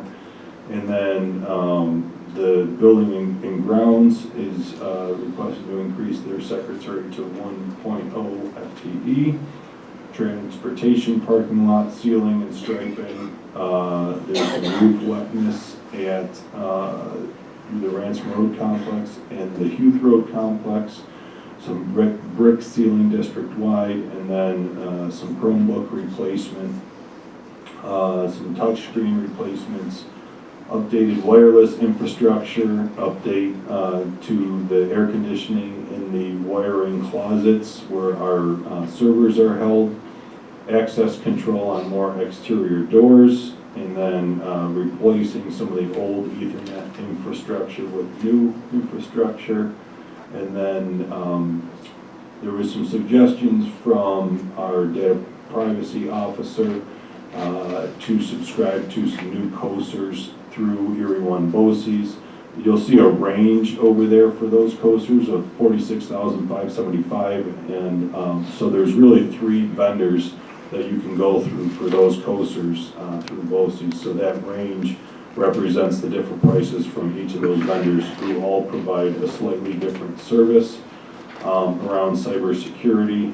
And then he's also requesting an increase in the line that we have for the cameras for doing additions and upgrades of our camera security system. He's requesting an increase of $10,000 on that line for a grand total of 1.1 increase on the operations total for the prices that we have included in there. And then under transportation, you know, this was a carryover from last year. As I said, we are looking at different options there, estimated $160,000 there, and then a transfer to food service. You know, we just had that meeting, so that's going to change. So grand total of all requests for all areas is $2.377 million. And then there's also a couple things that we moved down to the capital project consideration that we'll take a look at as we start planning for that capital project over the next couple of years.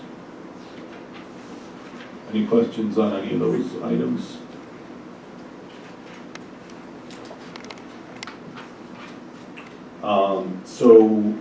As far as the vehicle purchase goes, the request from Teresa in transportation is for 4 65-passenger buses. Those are about $165,000 per piece. 1 42-passenger bus that would have a rear lift on the back of it for some of our students in wheelchairs. That price tag would be about $193,000. 2 29-passenger buses, those are the slightly smaller buses. Those are $108,000 a piece, and then B&G is looking for 2 more Ford F-350s, and the price tag on those is about $55,000. Questions on that? Just on the. Good. How do you think in contracting bus driving, you had like an increased budget at the beginning for an additional $400,000? Do you think that will impact the cost of buses at all? So. In decreasing the cost of the buses for contracting, increasing the contract? Understood. So that's kind of the challenge here, right? Is our ultimate goal is to get to a full complement of drivers, right? So we want to maintain our whole fleet in anticipation that we're going to get a full complement of drivers, and that's kind of the hard spot, right? Because you're trying to maintain the full fleet while understanding that there still might be an increase in contract over here. So I don't necessarily anticipate that going down. I do anticipate that, I don't anticipate buying all 7 vehicles or all 9 vehicles here. I do anticipate that will go down.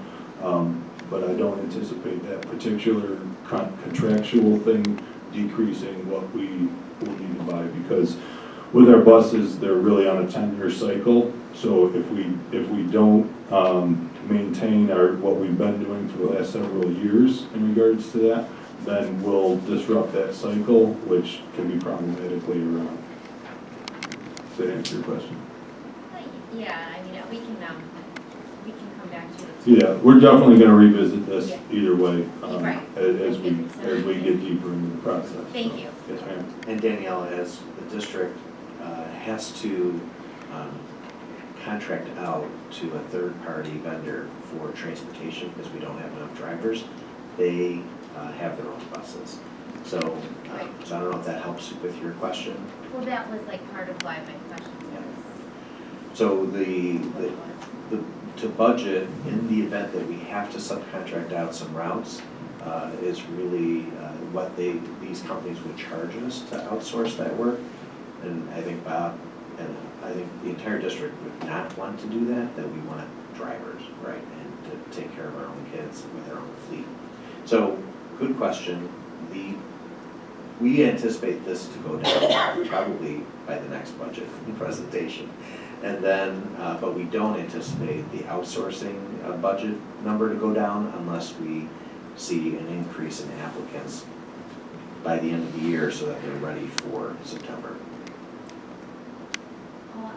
Okay, now maybe I'm confused because I thought you said more of the opposite, actually, that you anticipate the outsourcing to go down versus this. That's what our hope is, that the outsourcing goes down. Did you just say this? That is our hope because we're trying to attract drivers, right? Okay. So we don't have to outsource routes if we have a full complement of drivers working for us. Right. Right now, our transportation director is driving, our clerks are driving, at transportation center, our maintenance mechanics are driving. So we really need to hire our own people. And by the way, all those people are driving and we still are outsourcing some routes, right? So we really need a big complement of people to apply to become bus drivers. And that in turn could allow us not to outsource. But the likelihood of that happening is a challenge for us. Right, I agree. So I guess we're really unsure if we know if this is gonna go down or not at this point, right? Well, we're gonna come back to it. Yeah, this should go down. Okay. This is probably more than what we need at this time. So we're gonna work to evaluate our fleet and see what we truly need, and this will likely change before the next presentation, for sure. Thank you both. Yes, ma'am. So my question is the old electric bus. So I just bring it up because, that year's gonna be here before we know it, and as much as we would like to see it pushed out, due to all the issues that go along with it, not that we don't think that it is a great initiative, but when will we start purchasing those electric buses? And I only ask the question because we're replacing these at 165. Electric buses are 450,000. As if everybody's, I don't want to say pulling out, but the demand is going to become huge, right? When does it make sense to start that process? So. To put the elephant. Yeah, no, and we need to keep that at the forefront because, we have to prepare for that, right? So, we are looking at grant opportunities to get at least one in-house. So that's how we're hoping to get that. My guess is that if we do find a grant, it's still gonna cost us around the same for that bus because a lot of the grants are designed to kind of offset the additional costs. So our hope is to get at least one in-house so we can start collecting some data and things like that. But you're absolutely right, we do have to start planning long-term. My guess is that over the next year, we'll have a lot more information on what the timeline will actually be. I would see that changing based on feedback to the state and things like that. So we are keeping that in mind, but, you know, as I said before, we kind of have to keep going with what our plan is now, because if we, you know, say we stopped, you know, in all of these, the bus purchases and the building things go on to our tax levy limit. It's the capital exclusion part. So if we take a big dip one year and then try to come back from that, it creates a lot of volatility in tax bills, which isn't great. So for next year, we are planning to keep our fleet, you know, our plan steady as to what we have been in the past. But under the anticipation that hopefully we'll find a grant to get at least one electric bus in here and get some data, and then, you know, we've started the study with Wendell to understand, you know, what the full impact is going to be of the electric buses and what our fleet is going to cost and the infrastructure charges and things like that. So we've started that study with them. Have we looked into the study to see if the grid here on Grand Island, I just know we have a capital project we're working, you know, to put out in the next couple of years. I'm hoping, I don't sit on that committee, that we are looking at this, right? Because, I mean, if the governor says go, we need to go, Yep. right? And I want to make sure that we're prepared. And I was just, you know, came up with the buses, that's why I'm bringing it up. You know, we really need to start looking at what that looks like, whether it's a 5-year plan, 10-year plan. And maybe look into that into our capital project. I mean, it's a lot on our grid, it's a lot of charging stations, and I think we need to start wrapping our head around what those numbers are. Yes, ma'am. So that study that we're doing with Wendell will look into what our grid can support here, what additional infrastructure would need, what the cost would be to our taxpayers, what the cost would be to the grid itself, to National Grid.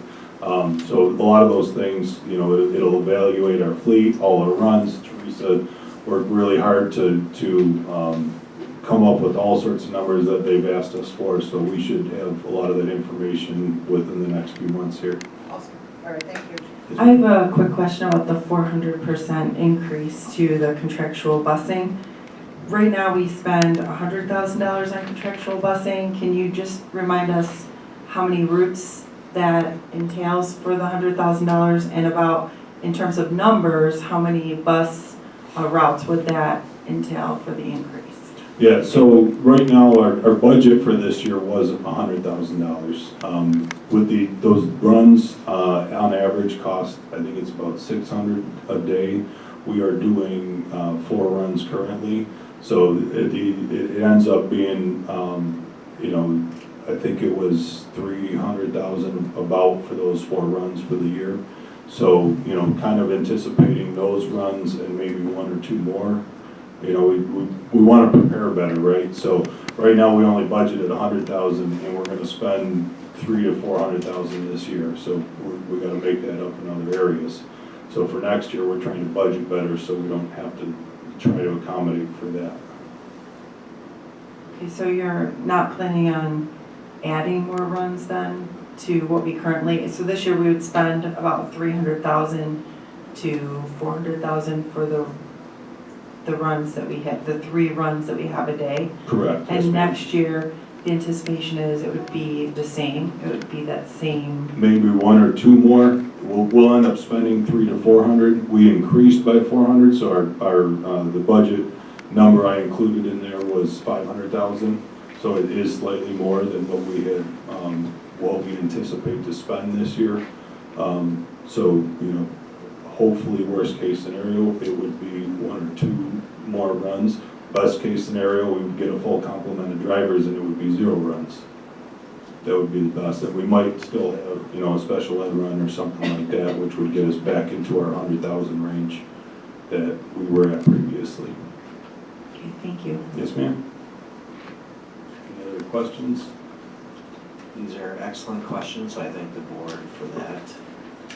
So we're winding things down, but as we wind things down, I think, you know, the ultimate concern is the difference to the tax cap, which is significant, and that's the work that we're all going to be doing to decrease that budget to budget tax, well, not tax cap, but budget to budget. Yeah, right? so the 2.9 million is really the budget to budget increase in expenses. So between last budget and this budget, our increase in expenses was about 3.7, which was only offset by about 800,000 in additional revenue. Our revenue, the state aid, as we've seen, is actually going down, and then our tax levy is 2%, or about 800,000. So our overall costs, and I apologize, my notes on the left there got pushed down a little bit. So the top number should be without the request from the buildings and departments, and the second number should be with those requests. So the budget to budget difference based on additional expenses and revenues is 2.9 million, and then if we add in those additional requests, it would add another 2.3 million for a total of 5.3 million additional. So in other words, it's the gap. Yes. From where we normally, hit the stuff to the back and back. Right.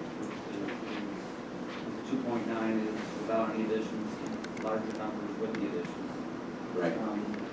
Based upon the governor's current proposals before we get more from the politicians, and at the maximum tax levy. Correct. That's not correct, yeah. So it's, to be realistic to the board, the asks really are not a priority right now. We really need to be able to balance the budget without the asks and the wants, even though they're important. So that's the work that this team will be doing over the next 2 months, right, to make sure that that 2.9 is zero. So a lot of work to be done. Correct. So then, just recapping the calendar again, today is our first presentation. We'll have our second presentation on March 11th, our third presentation on March 25th. Tuesday the 9th will be is a tentative meeting if needed, and then April 16th will be the last board meeting to adopt the budget before the mandatory budget adoption date. Our public hearing for the budget will be scheduled May 13th, and then the vote will be on May 21st for the budget and the Board of Education candidates. Any other additional questions on the budget? Thank you all very much. Thank you. Okay, with that completed, it brings us to special education pupil personnel, or special education services. Looks like we have a special education pupil personnel service to approve for A and B. Yes, please, CSC and CPSC program recommendations, please. Everything under Cheryl's agenda. I'll second. All in favor? Aye. Aye. Any objections? Any abstentions? Motion carried 6-0. Thank you. Dr. Dreyer, I'm going to suggest that I won't go through my superintendent report, but you should all have a copy, right? Yep. We appreciate that. Yes, Okay, thank you. Okay, moving on to the Board of Education report, beginning with Jay. Just minutes from the PTSA meeting, our rules for quorum are 12, and we struggle to get that in our meetings, so if anyone can make it out to these PTSA meetings, that would be wonderful. Can you send us the dates? Sure. I'm And sure I they're on the believe they're on calendar. the calendar as well. Aye. In one place you can't just put meetings on the calendar. Thank you. Sue, Gisbo, liaison. You know what, I'm not concerned. Because you guys all know my dates. And then for the food service committee meeting, Bob's touched on that as well, so no need to reiterate that. Okay, parents' involvement in congruity of schools. Sherry had just sent me a message to move that to the next board meeting. She had to leave unexpectedly, so we will table that to March 11th. And a public comment session, general items not included in this agenda. We did not have anyone sign up for that. So that brings us to Committee of the Whole items and information for the roundtable. I'm also. I just wanted to say congratulations to the casting crew of the musical on a great job. And Mr. Loria, I just wanted to make a comment too, and Mrs. Kratz-Harvey with the strategic plan that you presented. One of the comments that I've heard from community members is, in terms of science, we were talking about science, to include possibly more college courses for credit to increase the number of students that would be wanting to be enrolled in upper level science courses. I know the business department does an excellent job of obtaining course credit for some of their courses, and a lot of students do take them for college credit. So if we could look into that for our science, some more additional science classes. I know that parents, it's something that was a request from a community member that you might want to look into. So that's it. Sue. I have nothing, thank you. I actually enjoyed your break. February break. You were on once in a while. Joy. I'm all set. Danielle. Thank you. That's it. Just real quickly, I have this opportunity to go by to Craig the Lions Club again. Tom Witkowski came and screened our students at Sidway Kegabag and Youth. So thank you, Mike and Felicia and Max for hosting. They did screen 403 children at Sidway, 98 at Kegabag, and 118 at Youth. And about 54 of those students were referred to doctors to get checked out again. So I did pair him up this year. Yes, he reached out to me, Lynn Ortiz, embraced the opportunity as well. So I believe he's going to work with St. Stephen's. But again, thank you always for his year. We love that we did it. We love supporting our kids here. So thank you. Thank you. Dr. Merkel? And just briefly, we're waiting to hear the results of our girls hockey team. They're performing in the Section 6 championship, start at 8 o'clock tonight, so we'll pass on the good news, hopefully, in the hours to come. Thank you. Okay, with that, if I could have a motion to adjourn? Second, all in favor? Aye. Thank you. Glad you didn't make me feel bad. 9:43 p.m.